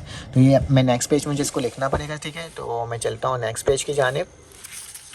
तो नेक्स्ट पेज में मेरे पास क्या हो जाएगा, यहाँ पे गौर से देखना कि यहाँ पे 4s का स्क्वायर था, दूसरी वैल्यू की भी माइनस का 4s का स्क्वायर हो गया, ये वैल्यू हो गया, इससे ये कटा तो a square plus b square plus c square delta का स्क्वायर तो लेफ्ट हैंड साइड बराबर हो जाएगा राइट हैंड साइड के। स्टूडेंट देखो मैंने इसको भी सॉल्व कर लिया, इसका भी आप स्क्रीनशॉट ले सकते हो। ये वाला पेज है एक स्टूडेंट मेरे पास और स्टूडेंट ये वाला पेज मेरे पास ये है। अब स्टूडेंट हमारे पास क्वेश्चन नंबर 14 आ गया है, ये शॉर्ट का लास्ट क्वेश्चन है। इसमें लिखा हुआ y बराबर है 25 माइनस 12 साइन 3 थीटा माइनस 2। ठीक है, बोला जा रहा है कि आपने मैक्सिमम और मिनिमम वैल्यू निकालनी है। ठीक है, जो बुक के अकॉर्डिंग है मैक्सिमम मिनिमम हम उसके अकॉर्डिंग इसको सॉल्व कर रहे हैं। तो बेटा याद रखना, जो हमारे पास ये वाली वैल्यू होती है वो मेरे पास ए की वैल्यू होती है, जो साइन के साथ लिखा हुआ होता है वो मेरे पास क्या होता है स्टूडेंट, बी की वैल्यू होती है। ठीक है, अब अगर मैक्सिमम वैल्यू निकालना है तो बुक के अंदर एम से शो किया गया है कैपिटल, तो मैंने कैपिटल एम लिख दिया। इसका फॉर्मूला होता है ए प्लस बी मैग्नीट्यूड। ठीक है, मॉडुलस। ठीक है, फिर इसका क्या हो जाएगा, ए की वैल्यू 25 हो गई, बी की वैल्यू बेटा क्या माइनस का 12। मॉडुलस में क्या होता है बेटा, अगर नेगेटिव होता है तो पॉजिटिव हो जाता है। ठीक है, तो 25 पॉजिटिव 12 किसके बराबर होता है, 37 के बराबर होता है। उसी तरह से m बराबर ए माइनस बी के, जबकि b की वैल्यू -12। -12 क्या हो जाएगा, पॉजिटिव 12 हो जाएगा, लेकिन 25 में से 12 माइनस होगा तो 13 हो जाएगा। ठीक है, मिनिमम की वैल्यू हो गई। ठीक है स्टूडेंट, अब स्टूडेंट एक चीज़ को याद रखना, क्योंकि हमारा सवाल रेसिप्रोकल में, तो जो बड़ी वैल्यू होगी वो ऑटोमेटिकली क्या हो जाएगी स्टूडेंट, आपके पास मिनिमम हो जाएगी, और जो छोटी वैल्यू होगी वो ऑटोमेटिकली क्या हो जाएगी स्टूडेंट, मैक्सिमम हो जाएगी। क्यों, क्योंकि ये वैल्यू क्या है, रेसिप्रोकल है। तो मैंने लिख दिया if reciprocal then y max, मतलब मैक्स की जो वैल्यू है वो क्या आ जाएगी, 1/13 आ जाएगी, जबकि वाई मीन, ठीक है, अगर मीन की वैल्यू निकालोगे तो क्या हो जाएगा, 1/37 आ जाएगी। इसको अगर रेंज वाइज लिखना है तो 1/37 सबसे छोटी वैल्यू, फिर उसके बाद वाई, और फिर बड़ी वैल्यू क्या होगी, 1/13। तो इस तरीके से स्टूडेंट सॉल्व होगी, और हमने देखो कितने आसान तरीके से इसको सॉल्व कर लिया। चलो आज आप लॉन्ग क्वेश्चन करते हैं और देखते हैं कि लॉन्ग क्वेश्चन किस तरह से होगा स्टूडेंट। तो जल्दी से मैं लॉन्ग वाला पार्ट खोल लेता हूँ और हम लोग इसमें से लॉन्ग का स्टार्ट कर देते हैं देखना। ठीक है, तो सेक्शन सी का जो पार्ट आ गया स्टूडेंट वो लॉन्ग का पार्ट है। तो चलो आज इसको सॉल्व करते हैं। सबसे पहले लिखा हुआ है the inverse of the flowing by using raw operation. Students बहुत सारे स्टूडेंट्स ना कंफ्यूज हो जाते हैं और वो क्या करते हैं, बच्चे क्या करते हैं, ये क्या करते हैं, इन्वर्स वाले फार्मूला से सॉल्व कर लेते हैं, जबकि यहाँ पे लिखा हुआ है कि रॉ ऑपरेशन से करना है। तो आपने क्या करना होगा स्टूडेंट, रॉ ऑपरेशन से ही इसे सॉल्व करना होगा। तो रॉ ऑपरेशन कैसे होता है, सबसे पहले हम डिटर्मिनेंट चेक करते हैं कि हमारे पास ये सिंगुलर मैट्रिक्स है कि नहीं है। तो स्टूडेंट कैसे डिटर्मिनेंट फाइंड आउट किया जाता है कि आप इसको गायब करते हो, इसको गायब करते हो, पहले ये वैल्यू लिखते हो, इसको गायब, इसको गायब। तो 4 2 क्या होता है बेटा 8, माइनस का 8, 2 2 क्या होता है 4, बीच में कौन सा निशान होता है माइनस का, तो मैंने माइनस लगा दिया। सेकंड वैल्यू बेटा नेगेटिव में लिखते हैं, नेगेटिव का 5 हो गया, तो ये गायब, ये गायब, तो क्या बचा 3 2 -6, 3 2 हो गया, 2 1 2 होता है, लेकिन बीच में माइनस का निशान। ठीक है, उसकी तरह ये वाली टर्म है तो -1 लिखा, ब्रैकेट लगाया, ये वाली टर्म गायब, ये वाली टर्म गायब, 3 2 क्या होता है बेटा 6, 1 4 क्या होता है 4, -4। ठीक है, तो मैंने ये लिख दिया। अब इसको जब सॉल्व किया तो 24 + 40 -2 हो गया, तो इसकी वैल्यू पॉजिटिव 14 आ गया। So determinant A is not equal to 0, A is a non singular and its inverse is exist. ठीक है, अगर सिंगुलर होता तो मेरे पास क्या होता, मतलब कि 0 के इक्वल आ जाता तो सॉल्व करना पॉसिबल नहीं था, लेकिन नॉन सिंगुलर है तो स्टूडेंट्स को सॉल्व किया जा सकता है। ये पेज नंबर 57 के अंदर मौजूद है आपके बुक के अंदर। तो बेटा अब हम क्या करेंगे, अपेंडिंग करेंगे I3 on the right of the matrix A. ठीक है, हमने क्या करना है, ये वाली जो टर्म है ये मेरे पास ए मैट्रिक्स होगी, और ये जो मैंने आइडेंटिटी लगाई है वो मेरे पास आई होगी। ठीक है, अब याद रखो जो भी वैल्यू यहाँ पे लिखी हुई होगी ये आपके बुक के अंदर गिवन होती है। ठीक है, ये वाली वैल्यू है, मैंने सेम टू सेम ये लिख दिया है। यहाँ पे एक तरह का आर्गुमेंट मैट्रिक्स बनाया है जिसमें मैंने आइडेंटिटी को शो किया, जगह 1 1 1, बाकी सब जगह 0। अब इसमें मुझे क्या करना होता है, सबसे पहले इसे क्या बनाना है, इसे मुझे बनाना होता है, देखा जाए तो हमें इसे एज आ वो बनाना होता है, इसको मतलब जो यहाँ पे है ना आइडेंटिटी, इसको यहाँ बनाना है। ठीक है, तो इस वाले एरिया को मतलब ये 1 होगा, ये 1 होगा, ये 1 होगा, बाकी सबको 0 बनाना है, तभी हम इन्वर्स निकाल सकते हैं। थोड़ा आसान होता है और आसान तरीके से निकाल लेते हैं। तो स्टूडेंट अगर देखा जाए तो मुझे अगर फर्स्ट में 1 बनाना है, या तो इसको 2 से डिवाइड कर दो पूरे को, या फिर इंटरचेंज कर दो कि नीचे वाली वैल्यू को ऊपर ले आओ, इस पूरे रॉ को उठा करके इस वाले रॉ में ले आओ। तो मैंने इंटरचेंज किया कि R13 का मतलब क्या है, रॉ 1 को इंटरचेंज कर दो रॉ 3 के साथ। ठीक है, तो ये वाली टर्म ऊपर, ये वाली टर्म नीचे, देखो यही टर्म जो थी मैंने सबसे ऊपर लिख दिया, ये वाली जो टर्म थी वो सबसे नीचे लिख दिया, और बीच वाली टर्म जो थी स्टूडेंट उसको मैंने सेम टू सेम लिख दिया। ठीक है, यहाँ तक कोई प्रॉब्लम की बात नहीं है।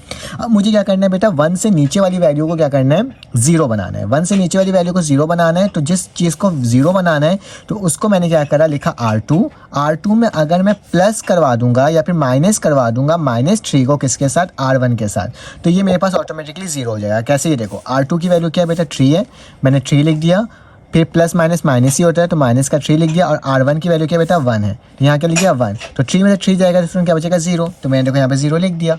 उसी तरह से एक एक करके 4 लिखा, फिर 3 लिखा, फिर 2 लिखा, सॉल्व किया, तो मेरे पास क्या आएगा बेटा माइनस का 2 क्या आएगा 4 आएगा, फिर 2 आएगा, 0 आएगा, 1 आएगा और 0 आएगा। ठीक है, इस तरह से पूरी वैल्यूज आएगी। ठीक है, आप कैलकुलेटर में एक एक करके इसको डाल के देखोगे ना तो मेरे पास सेम वैल्यू ये वाली आएगी। ठीक है, अब स्टूडेंट क्या करना होगा, ये टर्म हो जाएगा तो सॉरी ये वाली टर्म आएगी, कैलकुलेटर में पुट करोगे ना ये वाली वैल्यू आएगी, क्योंकि हमने इसके ऊपर अप्लाई कर दिया है।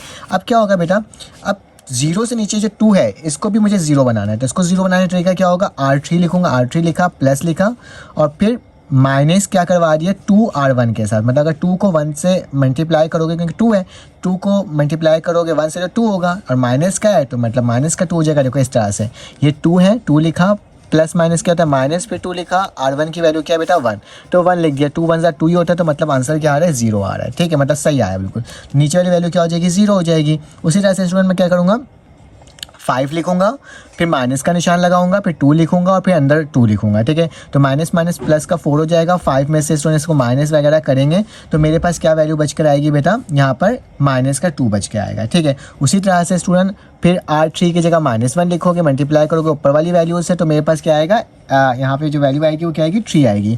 1 0 -2 भी उसी तरह से कर आएगी। ठीक है, तो मैं इसको करके दिखा नहीं रहा हूँ क्योंकि मैंने ऑलरेडी सॉल्व कर लिया है, तो आपको जस्ट बता रहा हूँ कि ये मेथड होगा कैसे। जब तक आप कैलकुलेटर की मदद से खुद से नहीं करोगे या फिर अगर मैनुअली करना चाहते हो जैसे मैं करता हूँ तो आपका हो जाएगा। ठीक है, अब स्टूडेंट इसके दोनों नीचे 0 बन गया है। अब मुझे किसको बनाना है, इसको 1 बनाना है। या तो इसको इंटरचेंज कर दो क्योंकि ये ऊपर जाएगा तो कोई फ़र्क नहीं होगा, इसको नीचे ले आओ, या फिर इस वाली टर्म को स्टूडेंट क्या करो 2 से डिवाइड कर दो। ठीक है, मतलब R2 को डिवाइड कर दो -1/2 से। देखो R2 किसके बराबर है, देखो इसको करोगे तो 0 ही आएगा। जब इसको करोगे तो क्या आएगा बेटा -2 मल्टीप्लाई बाय -1/2। 2 से 2 कटा, माइनस माइनस प्लस, तो प्लस का क्या बच गया 1, तो ये 1 हो जाएगा। उसी तरह से ये डिवाइड होगा बेटा 2 के साथ, 2 1 2, 2 4 8, तो यहाँ पे क्या हो जाएगा माइनस का 4 हो जाएगा। उसी तरह से 0 से कुछ भी फायदा नहीं होगा, ये 1/2 हो जाएगा। ये क्या हो जाएगा 3/2 हो जाएगा। ठीक है, तो देखते हैं पीछे यही लिखा हुआ है कि नहीं लिखा हुआ। तो देखो हमने देखा तो बिल्कुल सेम टू सेम वही लिखा हुआ है 0 1, ये माइनस का 4, 0 माइनस का 1/3 और 3/2 हो गया क्योंकि ये माइनस में तो प्लस में हो गया। ठीक है, अब स्टूडेंट मुझे क्या करना है, ये वाला 1 हो गया। अब 1 के मुझे ऊपर वाला भी 0 बनाना है और 1 के नीचे वाला भी 0 बनाना है। तो पहले मैं नीचे वाले को 0 बनाता हूँ। तो नीचे वाला 0 कैसे बनेगा कि R3 को माइनस करवा दूंगा किससे, R1 के साथ, सॉरी R3 को माइनस करवा दूंगा R2 के साथ। तो जब इन दोनों को माइनस करवाऊंगा तो खुद ब खुद ही क्या हो जाएगा, नीचे वाला 0 हो जाएगा। R3 की वैल्यू क्या है बेटा 1 है, माइनस हो गया R1 के साथ, तो क्या बचेगा 0। तो देखो क्या आ गया यहाँ पे, इसके नीचे वाला 0 आ गया। उसी तरह से देखो 3 लिखा हुआ है तो R3 की जगह क्या आ जाएगा 3 आ जाएगा। ठीक है, 3 लिख दिया और फिर माइनस हो जाएगा किसके, प्लस के 4 से। तो 3 + 4 किसके बराबर था 7, तो क्या आ गया 7 आ गया। ठीक है, उसी तरह से 1 आएगा, 1/2 आएगा, माइनस का 1/2 आएगा। ठीक है, अब क्या करोगे बेटा, इसके ऊपर वाला भी 0 बनाओगे। तो इसके ऊपर वाला 0 बनाने के लिए क्या करूँगा कि R1 को 0 बनाना है तो R1 लिखा, प्लस का निशान लगाया। ठीक है, किसके साथ बनाना है, अगर इसके को 2 से मल्टीप्लाई कर दूँ -2 से तो मेरे पास ये 0 हो जाएगा। कैसे, देखो R1 लिखा, प्लस लिखा, माइनस, अगर प्लस ना भी ज़्यादा डायरेक्ट -2 R2 भी लिख दोगे तो हो जाएगा। कैसे, देखो R1 की वैल्यू क्या है 2, फिर इसके प्लस माइनस क्या होता है माइनस, फिर क्या आ जाएगा 2 और R2 की वैल्यू क्या है बेटा 1, तो क्या आ जाएगा 1, तो ये क्या हो जाएगा 2 - 2 0, तो मेरे पास देखो ऑटोमेटिकली क्या हो गया 0 हो गया। ठीक है, फिर R1 के लिए क्या करोगे 6 लिखोगे और फिर उसके सॉरी माइनस का 2 लिखोगे, फिर इसके R2 के साथ -2 के साथ मल्टीप्लाई करोगे तो मेरे पास क्या आ जाएगा 6 आ जाएगा, उसके साथ 0 आएगा, 1 आएगा, -2 आएगा। ठीक है, तो ये मैंने वेरीफाई किया हुआ है तभी मैं इसको बता रहा हूँ। अब स्टूडेंट बताओ क्या करेंगे, क्योंकि नीचे ये 1 हो गया, ये 1 हो गया, इसके ऊपर 0 भी हो गया, इसके अब इसको मुझे 1 बनाना है तो इसको डिवाइड किससे कर दूंगा R3 को 1/7 के साथ। ठीक है, तो डिवाइडेड बाय 7 किया तो नीचे वाली टर्म में देखो, ऊपर वाली टर्म तो वैसे उतर जाएगी लेकिन नीचे वाली टर्म में क्या हो जाएगा 0 0, ये डिवाइड हुआ 1 से तो 1 आएगा, 1 को डिवाइड करोगे तो 1/7, 1/2 को डिवाइड करोगे 1/7, 2 7 14, और ये माइनस का 7/2 को करोगे तो क्या आएगा 1/2 आ जाएगा स्टूडेंट। ठीक है, माइनस का, तो इस तरीके से मैंने वैल्यू निकाल दिया। अब बेटा मुझे क्या करना है, R1 को भी 0 बनाना है और R2 को भी 0 बनाना है। तो R1 को पहले मैंने निकाला है कि R1 प्लस माइनस लिख दिया 6 और किसके साथ कर रहा हूँ R3, जहाँ पे 1 होता है ना उसी से करा करो ताकि वो मल्टीप्लाई होकर उसको 0 बना दे। ठीक है, तो R3 लिखा। तो अब क्या होगा बेटा ज़रा गौर से देखना, R1 की वैल्यू क्या है मेरे पास, यहाँ पे देखो 6 है। ठीक है, फिर माइनस का 6 हो गया और R3 की वैल्यू क्या है बेटा 1 है, तो क्या हो जाएगा 1, तो 1 में से 1 गया तो क्या बचा 0 बचा, तो यहाँ पर मेरे पास क्या आ गया 0 आ गया। ठीक है, ये रहा 0 आ गया, फिर इसको भी करा तो इस तरह से मेरे पास यही वैल्यू आ जाएगी निकल करके।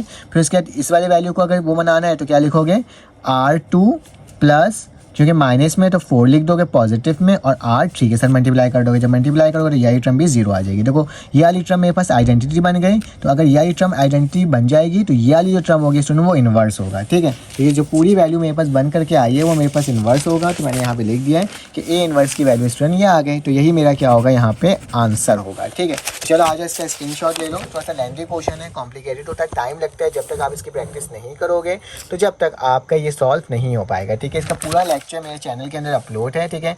आप देख सकते हो हर एक सवाल इस एक्सरसाइज से करवाई हुई है, आपका भी एक सवाल बनकर के आ सकता है। वैसे तो मुझे लगता है कि आपके पास गॉस जॉर्डन और गॉसियन एलिमिनेशन मेथड आ सकता है 2.6 का, लेकिन अगर इसको भी लॉन्ग में दिया है तो इसकी भी आपने प्रैक्टिस अच्छे से करनी है, ठीक है। इसके बाद अब हमारे पास जो सवाल है ये 3.1 का क्वेश्चन है, 12 का पार्ट 1 है, ठीक है। ये मेरे पास है थ्योरम टाइप क्वेश्चन है, ठीक है। तो इसको जैसे आप देख लो, समझ लो कि मैं क्या बता रहा हूँ, ठीक है। देन फिर आप इसको 1-2 दफ़ा देखोगे तो आपको खुद ब खुद ये वाला सवाल समझ में भी आ जाएगा, ठीक है। मुख्तलिफ जगह मुख्तलिफ अंदाज में सॉल्व करवाया है, मैंने इस तरह से करवाया है क्योंकि लॉन्ग क्वेश्चन है तो लॉन्ग के हिसाब से थोड़ा सा करवा दिया, ठीक है। तो using the vector prove that if one pair of opposite side of equatorial triangle equatorial are congruent and parallel then it is a parallelogram, ठीक है। अगर पैरेललोग्राम होगा तो वो कॉन्ग्रुएंट भी होगा और पैरेलल भी होगा, मुझे ये प्रूफ करना है, ठीक है। तो मैंने एक डायग्राम बना दी, ठीक है, पैरेललोग्राम का, जिसका नाम लिखा ABCD। अब हमें बेटा मालूम है कि हम किसकी बात कर रहे हैं, इक्वेटोरियल ट्रायंगल इक्वेटोरियल की बात कर रहे हैं, तो क्या हो जाएगा ABCD, क्योंकि मेरे पास जो वैल्यू है वो क्या है ABCD है, ठीक है। अब हमें अपोजिट साइड क्या है बेटा, ये वाले दो साइड और ये वाले दो साइड, ठीक है, ये दोनों एक दूसरे के अपोजिट हैं लेकिन पैरेलल है, ठीक है, लेकिन पैरेलल है, क्यों, क्योंकि कभी भी टच नहीं हो सकता, ठीक है। ये मेरे पास दो लाइन पैरेलल है, ठीक है, और मैं यहाँ पे लिख भी दिया है, ठीक है। और कॉन्ग्रुएंट कब होगा, ABCD एक दूसरे के कॉन्ग्रुएंट भी, दोनों सेम भी है, ठीक है। याद रखना, यहाँ से लेके यहाँ तक का साइज़, यहाँ से लेके यहाँ तक का साइज़ CD सेम है, जबकि यहाँ से यहाँ तक ये एक दूसरे के पैरेलल भी है, ठीक है। ये हमें देख के समझ में आ रहा है। तो अब क्या करूँगा, मैं लिखूँगा to prove ABC is parallelogram के AD पैरेलल है BC के एंड AD बराबर BC क्या है, एक दूसरे के कॉन्ग्रुएंट भी है। Proof using the vector let the position vector of the point ABCD be denoted as A vector, B vector, C vector and D vector respectively. हमने क्या करा कि जो हमारे पास पोजीशन वेक्टर थी ABC जो हमने लिखा था, इसको मैंने वेक्टर में चेंज कर दिया, जिसको डोनेट कर दिया A vector, B vector, C vector and D vector में।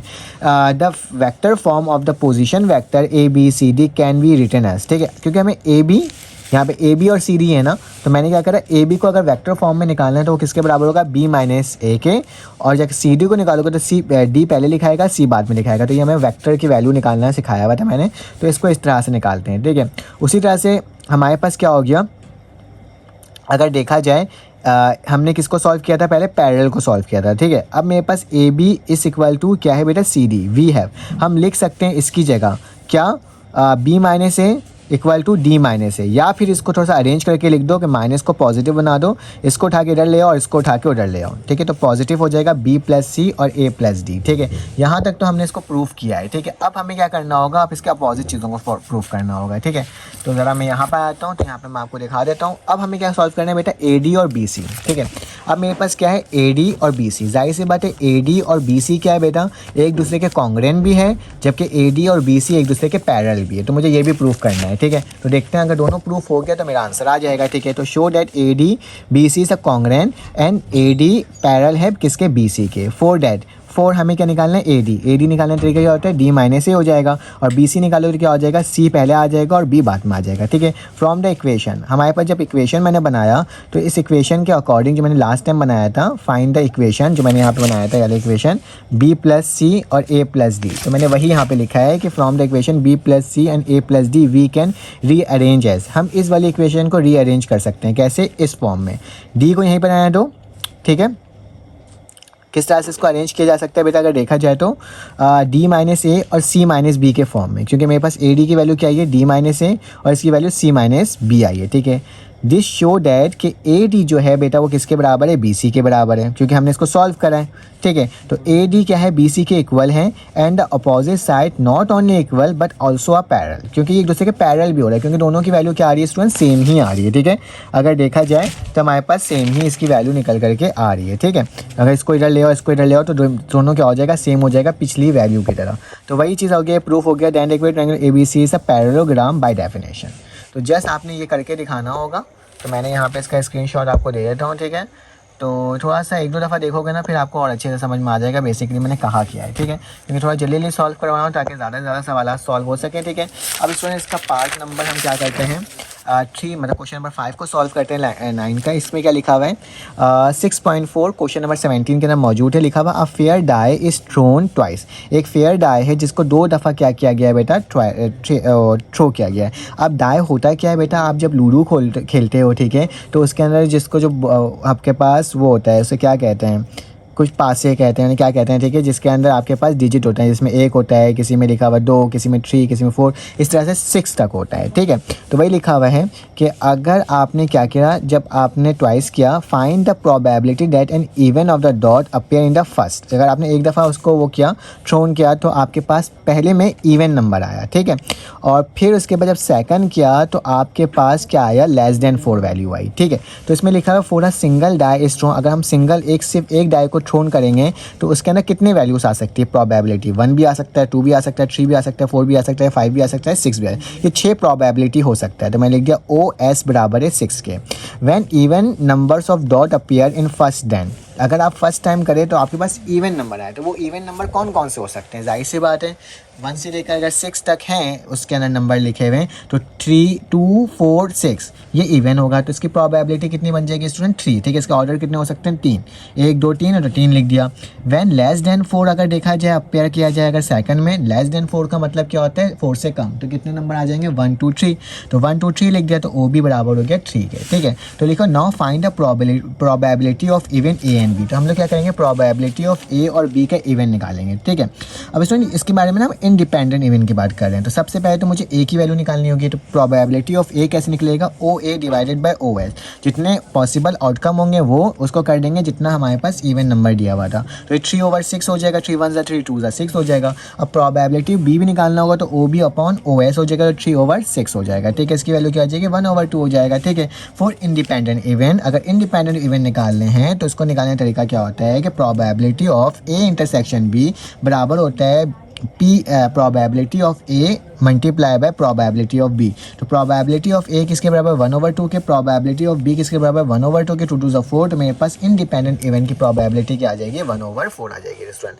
तो ये मेरे पास इसका आंसर था जो कि मैंने आपको करवा दिया है, ठीक है। आप इसका स्क्रीनशॉट स्टूडेंट आप क्या कर सकते हो, ले सकते हो, ठीक है। अब चलते हैं आगे और देखते हैं कि इसका नेक्स्ट क्वेश्चन कौन सा है।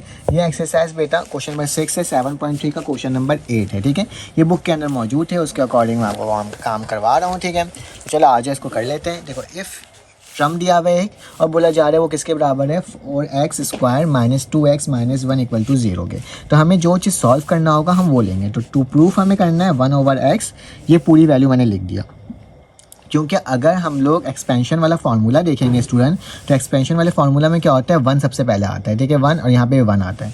तो मैंने क्या करा, एडिंग 1 ऑन बोथ साइड, यहाँ पे भी 1 ऐड करवा दिया, यहाँ पे 1 ऐड करवा दिया, बाकी सारे सवाल को वैसे ही उतार दिया, ठीक है, और इसको इक्वेशन नंबर 1 बोल दिया। अब हम कंसीडर करेंगे बेटा यहाँ से लेकर यहाँ तक की वैल्यू को, तो मैंने कंसीडर करा यहाँ से लेकर यहाँ तक की वैल्यू को, जबकि हमें फार्मूला मालूम होता है कि 1 + x की पावर n बराबर होता है 1 + nx + n into n - 1x² और इसे सो ऑन चलते रहता है। अब मैं इन दोनों को क्या करूँगा बेटा, कंपेयर करूँगा। कैसे, 1 तो 1 के बराबर होगा, nx किसके बराबर होगा, इसके बराबर होगा, तो लिखा nx बराबर 2/5, ये इक्वेशन नंबर 2 हो गया।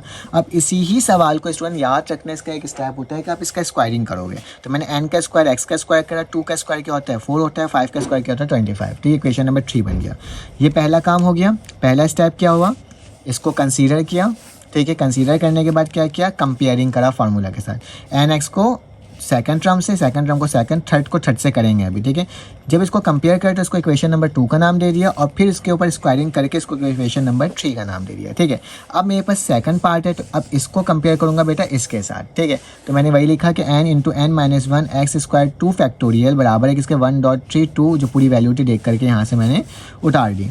2 फैक्टोरियल कर दिया बेटा, n - n और x² वैसे उतरा, 1.2 किसका 1 3 3 होता है, 2 2 4 होता है, 5 5 25 होता है, तो 3 4 12 हो जाएगा, 25 हो जाएगा, तो ये इक्वेशन नंबर 4 हो जाएगा। अब स्टूडेंट हम लोग क्या करेंगे, फोर्थ स्टेप ये होगा कि इस इक्वेशन नंबर 3 और इक्वेशन नंबर 4 को क्या कर दोगे, डिवाइड कर दोगे, ठीक है। तो मैं क्या करता हूँ, मैंने यहाँ पे लिखा है student dividing equation number 3 and equation number 4। तो इक्वेशन नंबर 3 और 4 क्या है, 4 का इक्वेशन देखो क्या है बेटा, ये, तो मैंने यही टर्म लिखा और इसको डिवाइड किससे करवा दिया, इक्वेशन नंबर 2 n का स्क्वायर x के स्क्वायर। उसी तरह से इस वाली वैल्यू को डिवाइड करवाऊंगा इस वाली वैल्यू से। तो मैंने वही चीज़ यहाँ पे लिखा, अगर आप देखो स्टूडेंट कि ये पूरी वैल्यू लिखा उसको डिवाइड करवाया इससे, ये वाली वैल्यू लिखा डिवाइड करवाया इससे, ठीक है। अब एक्स स्क्वायर से एक्स स्क्वायर करके एन से एन करके, तो यहाँ पे बच्चा n minus one upon n equal to, और बेटा इसको अगर मल्टीप्लाई में चेंज करूँगा तो ये ऊपर ये नीचे 25 से 25 कट गया, 4 1 ज़ा 4, 4 3 ज़ा 12, तो मेरे पास 3 4 3 बचा। ठीक है, अब स्टूडेंट मेरे प्यारे बच्चों को करना क्या होगा, कुछ भी नहीं करना होगा, बस आपको चैनल को लाइक और सब्सक्राइब कर लेना होगा। ठीक है, अब क्या करेंगे स्टूडेंट, इसको जाके ऊपर ले जाएंगे तो क्या हो जाएगा 3n हो जाएगा, इसको उठा के इधर ले आओ, इसको यहीं पर रहने दो, इसको उठा के उधर ले जाओ, तो ये वहाँ के माइनस n हो जाएगा, ये माइनस का इक्वल, और ये सॉरी ये 3n है ना, अच्छा ये माइनस का n यहाँ पर गया है बस, तो माइनस का n हो गया, माइनस का 1 वैसे ही रह गया, 3n में से n गया तो 2n बचेगा और माइनस का 1 बचेगा, तो n की वैल्यू क्या आ गई 1/2 आ गई। ठीक है, अब मुझे x निकालना है, तो बेटा इसकी वैल्यू को इक्वेशन नंबर 2 के अंदर पुट कर दूँगा। कौन सा इक्वेशन नंबर 2, इस वाले इक्वेशन के अंदर अगर n की वैल्यू पुट होगी तो x की वैल्यू खुद ब खुद ही निकल जाएगी। ठीक है, जब मैंने पुट किया nx बराबर है 2/5, तो n की जगह माइनस का 1/2, ये 2 को जाकर मल्टीप्लाई किया, 2 2 ज़ा 4 हो जाएगा और माइनस का निशान वहाँ चले गया, तो मेरे पास क्या हो जाएगा 4/5। ठीक है, माइनस का 4/5, तो दो वैल्यूज़ मेरे पास निकल गई है। तो बेटा हमने किसको बोला था, किसके अकॉर्डिंग निकाला था कि ये जो फार्मूला है वो इसके बराबर, तो मतलब ये इसके बराबर होगा, तो 1 की जगह मैं क्या करूँगा बेटा 1 लिख दूंगा प्लस xn लिख दूंगा। 1 की जगह 1 आ गया, x की वैल्यू माइनस का 4/5 आ गया, जबकि स्टूडेंट ऊपर n लिखा हुआ है तो माइनस का 1/2। ठीक है, इसको थोड़ा सॉल्व करेंगे, 1 माइनस 4/5 माइनस का 1/2। ठीक है, अब इसको पुट कर देंगे स्टूडेंट इक्वेशन नंबर 1 में। अब इक्वेशन नंबर 1 में कैसे होगा, अगर गौर से देखो, जो मैंने कंसीडर किया था ना बेटा उसकी जगह ये वैल्यू आ जाएगी, क्योंकि हमने उसी को सॉल्व किया है ना पूरे को, तो इसको सॉल्व किया तो इस पूरी जगह की जगह वैल्यू क्या आ जाएगी स्टूडेंट 1 माइनस 4/5 माइनस का 1/2। ठीक है, तो मैं वही काम करता हूँ, यहाँ पर आपको दिखा देता हूँ। तो शुरू में जो लिखा हुआ था 1 + 1/x वैसे उतर गया, और जो इक्वल टू के बाद था उसकी जगह क्या गया 1 माइनस 4/5 माइनस का 1/2। तो बेटा इसका एलसीएम लूँगा, 5 1 ज़ा 5, इसको सॉल्व करा तो 1/5 माइनस का 1/2। बेटा जब भी नेगेटिव में पावर होता है इसको पॉजिटिव करने के लिए ऊपर और ये नीचे, तो ये ऊपर चले गया तो 5 की पावर 1/2 हो गया। अब बेटा इसका एलसीएम ले लूँगा, x 1 ज़ा x प्लस x हो जाएगा। ठीक है, अब क्या करूँगा बेटा, मुझे 1/2 को ख़त्म करना है। ठीक है, तो मैं क्या करूँगा स्क्वायरिंग ऑन बोथ साइड, तो इसके ऊपर भी स्क्वायर लगा दिया, इसके ऊपर भी स्क्वायर लगा दिया, 5 1/2 के साथ स्क्वायर लगा, इसके ये स्क्वायर कर किया, तो यहाँ पे क्या बच गया बेटा 5। लेकिन यहाँ पे एक फार्मूला लग रहा है, वो कौन सा, a + b का होल स्क्वायर बराबर होता है a² + 2ab + b²। तो इसकी जगह बेटा फार्मूला लगाया क्या होगा x² + 2x + 1, तो वही लिखा 2x + 1 नीचे x = 5, इसको उठा के उधर ले गया तो 5x का स्क्वायर हो गया। ठीक है बेटा, इन तमाम वैल्यू को इक्वल टू के बाद ले गया तो क्या हो जाएगा 5x का स्क्वायर माइनस का x² माइनस का 2x माइनस का 1, 5 में से 1 जाएगा तो 4x - 2x - 1। तो देखो बेटा मुझे जो वैल्यू लेकर आनी थी मैं वही वैल्यू लेकर के यहाँ पे आ गया। चलो आ गया, इसका स्क्रीनशॉट ले लो जल्दी से स्टूडेंट, ये भी हमारे पास सॉल्व हो गया और आप लोगों के लिए आसानी हो गई है। ठीक है, मैं तमाम चीज़ों के सॉल्यूशंस आपको दे रहा हूँ। ठीक है, और इसी तरह से सेकंड ईयर का भी दूंगा। तो ये भी हो गया स्टूडेंट, और ये सवाल यहाँ पर आके क्या हुआ है स्टूडेंट आया हुआ है, काफ़ी लेंदी था लेकिन इतना ज़्यादा मुश्किल नहीं है। ठीक है, इसके पूरे लेक्चर में चैनल के अंदर अपलोड। तो स्टूडेंट अब मेरे पास जो आ गया वो चैप्टर नंबर 12 का, इसमें थोड़ा सा स्टूडेंट ना कंफ्यूज हो जाते हैं, लेकिन कंफ्यूज होने की ज़रूरत नहीं है, बहुत ही आसान टॉपिक है। लिखा हुआ है show that tan inverse 3/4 + tan inverse 3/5 minus tan inverse 8/19 बराबर है π/4 के। ठीक है, मैंने लेफ्ट हैंड साइड लिया। ठीक है, लेफ्ट हैंड साइड के लिखा हुआ है tan inverse 3/4 tan inverse 3/5 minus tan inverse 8/19। तो बेटा सबसे पहले मैं कंसीडर करूँगा इन दोनों को। ठीक है, तो इन दोनों को कंसीडर किया, tan इनवर्स बराबर 3/4 और tan इनवर्स 3/5। बेटा याद रखना एक फार्मूला होता है tan inverse a plus tan inverse b बराबर होता है tan inverse a plus b plus नीचे माइनस का ab। ठीक है, तो ये ना इसमें क्या होगा, a की वैल्यू जो होगी यहाँ पे होगी और b की वैल्यू ये होगी, तो a और b की वैल्यू लिख दिया, तो इसकी जगह मैंने 3/a और ये लिख दिया, मतलब इसकी वैल्यू यहाँ पे सॉल्व होना स्टार्ट हो गई है। tan इनवर्स लिखा, a की जगह क्या आ जाएगा बेटा 3/4, b की जगह क्या आ जाएगा 3/5, डिवाइड का निशान है डिवाइड लगाया, फिर इसके बाद 1 लिखा, फिर माइनस का ab, तो a की वैल्यू जो थी वो लिखा, b की वैल्यू जो थी वो लिख दिया। ठीक है, अब इसको सॉल्व करा बेटा, जब इसका एलसीएम लूँगा 4 और 5 का तो मेरे पास 20 आएगा, 20 का जब एलसीएम लोगे तो 15 + 12 आ जाएगा, 27 हो जाएगा, 20 हो जाएगा। इसका मतलब होता है डिवाइड 21 से 20 में से 9 जाएगा तो बेटा 20 बचेगा। ठीक है, अब क्या करोगे, मल्टीप्लाई को डिवाइड करोगे, ये ऊपर और ये नीचे, तो 20 ऊपर हो जाएगा, नीचे 11 आ जाएगा, 20 में से 20 कटेगा, 27/11 हो जाएगा। ठीक है, तो इस तो ना यहाँ तक तो हमने इसको सॉल्व कर लिया है। अब आगे चलते हैं, तो tan इनवर्स की वैल्यू क्या आ गई 27/11। ठीक है, अब इसको पुट कर देंगे इक्वेशन नंबर 1 में जिसको हमने कंसीडर किया था, तो इसकी जगह जो है वो क्या आ जाएगा स्टूडेंट tan - 21 27/11, तो 27/11 लिख दिया। फिर उसके बेटा माइनस का निशान लगा हुआ है 8/19, तो मैंने 8/19 लगा दिया। अब इसमें दोबारा से फार्मूला लगेगा वही वाला कि tan inverse a minus tan inverse b बराबर होता है, अगर माइनस है तो माइनस, नीचे प्लस हो जाएगा। ठीक है स्टूडेंट, तो अब ए की वैल्यू क्या होगी, अब ए की वैल्यू ये होगी। तो 27 माइनस का ओवर 11 माइनस का 8 ओवर 19, डिवाइडेड का निशान 1 लिखा, प्लस लगाया, 27 ओवर 11 8 ओवर 19। अब इसमें क्या करना होगा, 19 और 11 का एलसीएम लोगे तो 209 आएगा। जब इसको इसके साथ करोगे मल्टीप्लाई और इससे कट करोगे तो क्या आएगा, 513 माइनस का 88, डिवाइडेड निशान 1, इसको इससे मल्टीप्लाई करो 216 आएगा, इसको इससे करोगे 209 आएगा, इसको इससे माइनस करोगे तो 425 नीचे 209 आ जाएगा, डिवाइडेड का निशान हो जाएगा बेटा। जब इसका एलसीएम लोगे और इन दोनों को प्लस करोगे तो इन दोनों को प्लस करोगे तो 425 आएगा। डिवाइड को मल्टीप्लाई में चेंज करा, ये ऊपर और ये वाली वैल्यू नीचे, तो 425 से कट गया, ये इससे कट गया, तो tan इनवर्स की वैल्यू जो होती है बेटा वो क्या होती है, π/4 होती है। तो यही हमें सॉल्व करना था और हमने देखो कितने आसान तरीके से इसको भी सॉल्व कर लिया। पहले तो आप स्क्रीनशॉट ले लो, ये सवाल यहाँ से स्टार्ट था स्टूडेंट, और इसका जो अख्ताम हुआ है स्टूडेंट वो यहाँ हुआ है। ठीक है, तो अल्हम्दुलिल्लाह हमने काफ़ी हद तक सॉल्व कर लिया है। अब आते हैं नेक्स्ट क्वेश्चन की जाने। बेटा क्वेश्चन नंबर जो 8 है वो ना ड्राइव वाला एक सवाल है। ठीक है, तो ड्राइव वाला जो सवाल है स्टूडेंट वो बुक के पेज नंबर 293 के अंदर मौजूद है, आप देख लेना, उसको पढ़ लेना, आपको समझ में आ जाएगा। ठीक है, तो इसलिए मैं ड्राइव वाला सवाल नहीं करवाया हूँ, एक ही सवाल, बाकी सारे मैंने सवाल आपको बताएं। ठीक है, अब एक्सरसाइज 8.4 का क्वेश्चन नंबर 4 है, जो कि क्वेश्चन नंबर 9 आपके पास मौजूद है बुक के, ये लॉन्ग के अंदर 9 है, आखिरी सवाल है, जबकि एक्सरसाइज 8.4 का क्वेश्चन नंबर 4 है। ठीक है, ये the part of two aeroplane A and B in the plane are determined by the straight line 2x - y 6 3x + y = 4 respectively, graphically find the point where the two part cross each other. आपने क्या करना है बेटा, आपने बताना है कि ये जो दो लाइन है, ठीक है, ये एक जहाज़ है जो स्ट्रेट चल रहा है। ठीक है, आपने क्या करना है, जब वो स्ट्रेट जा रहा है तो वो किस पॉइंट में आकर एक दूसरे से क्रॉस करते हुए जा रहा है, आपने वो पॉइंट बताना है। ठीक है, तो मैंने सबसे पहले ऐड कर लिया 2x - y बराबर है 6 के, तो मैंने y को ऐड किया, इसको इधर ले गया, इसको इधर ले गया, तो y बराबर है 2x - 6 के। ये इक्वेशन नंबर 1 हो गया। उसी तरह से b के को मैंने ऐड किया बेटा 3x + y = 4, इसमें से y को ऐड करना था, तो 3x को इक्वल टू के बाद ले गया, इक्वेशन नंबर 2 हो गया। ठीक है, अब मैंने इसको ना बेटा एक तो कैलकुलेटर की मदद से भी सॉल्व हो सकता है, ठीक है, और एक मैनुअली होता है, तो मैं मैनुअली करके दिखाया हूँ कि इफ़ x बराबर है -2 के, तो मैंने x की जगह -2 पुट किया, माइनस का 6 वैसे ही 2 2 4, माइनस का 4 माइनस का 6 के बराबर है माइनस के 10। तो बेटा क्या करा, जब मेरे पास x की वैल्यू -2 था तो -10 आ गया, तो x -2 और -10 आ गया। फिर मैंने एक का गैप देख के लिखा है यहाँ पे 0, तो 0 पुट किया बेटा यहाँ पे, तो 2 0 का 0 होता है, तो माइनस का 6 बचा, तो 0 पुट किया तो -6 आ गया। उसी के बाद जब मैंने 2 पुट किया तो 2 2 4 हो जाएगा, इसको माइनस करूँगा तो 4 बचेगा, पहले 2 पुट किया तो -2 आया, तो 2 पुट किया तो -2 आ गया बेटा, और जब 4 पुट किया तो 2 आ गया। उसी तरह से इसमें भी सिमिलरली मैंने सेम ही वैल्यू को पुट किया -2 0 2, इस तरह से जब मैंने इसको वैल्यू को पुट किया ना बेटा, तो एक ये वाली पॉइंट और एक ये वाली पॉइंट, ये पॉइंट मेरे पास दोनों इंटरसेक्ट होगा। अब स्टूडेंट मैं आपको ग्राफ तो बनाकर नहीं दिखा रहा, लेकिन मैं फिर भी आपको रफली बता देता हूँ कि किस तरह का ग्राफ बनेगा। ठीक है, तो इस तरीके से आपने ग्राफ बनाना होगा। इसमें जो हाईएस्ट वैल्यू है वो स्टूडेंट 10 तक गई हुई है। ठीक है, अब याद रखना ग्राफ के अंदर वैल्यू होती क्या है। ठीक है, ये 0 होता है, ओरिजिन होता है, फिर इसके बाद ये प्लस का 1 प्लस का 2 प्लस का 3 प्लस का 4 प्लस का 5 प्लस का 6 प्लस का 7 प्लस का 8 प्लस का 9 और प्लस का 10। ठीक है, ये वाला x एक्सिस होता है जो कि पॉजिटिव होता है, ये वाला y एक्सिस होता है जो कि पॉजिटिव होता है। यहाँ पे बेटा क्या होगा 1 2 3 4 5 6 7 8, ठीक है, इस तरह से चलेगा।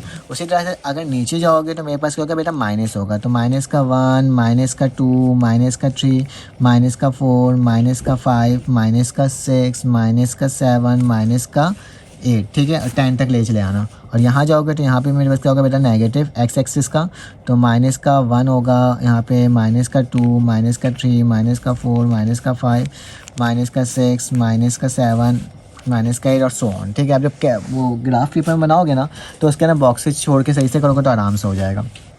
अब देखो माइनस का 2 पुट किया तो माइनस का 10 आया।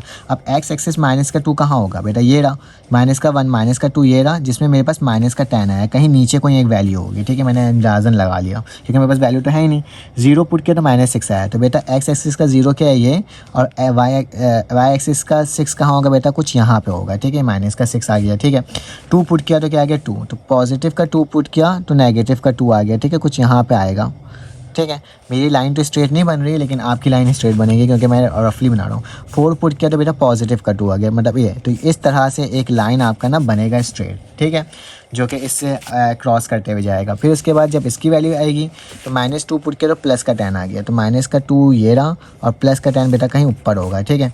फिर उसके बाद क्या लिखा है, 0 पुट किया तो 4 आ गया, तो 0 ये रहा, प्लस का 4 स्टूडेंट कुछ ये रहा, ठीक है।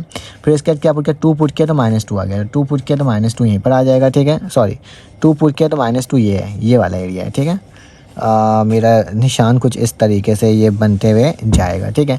और 4 पुट किया तो मेरे पास क्या आ गया बेटा, एक्स एक्सिस का 4 पॉजिटिव में और माइनस का यहाँ पे कहीं आया, ठीक है। तो कुछ इस तरीके से स्टूडेंट आपका लाइन बनेगा, ठीक है। मेरा तो फिलहाल अच्छा नहीं बना है, लेकिन आपका कुछ इस तरह से बनेगा, ठीक है। तो आप इसको बना लेना, बिल्कुल स्ट्रेट लाइन होगी क्योंकि लीनियर इक्वेशन है। मैंने आपको रफली बता दिया, हमने तमाम सवाल को स्टूडेंट सॉल्व कर लिया। अगर आपको मेरी वीडियो अच्छी लगी हो तो प्लीज़ चैनल को लाइक और सब्सक्राइब कर लो, बेल के आइकन क्लिक कर दो। फिर आपसे मुलाकात होगी एक न्यू वीडियो में। जब तक के लिए अपना ख्याल रखो, अपने ख्याल रखो, दुआ में याद रखो। अल्लाह हाफिज़।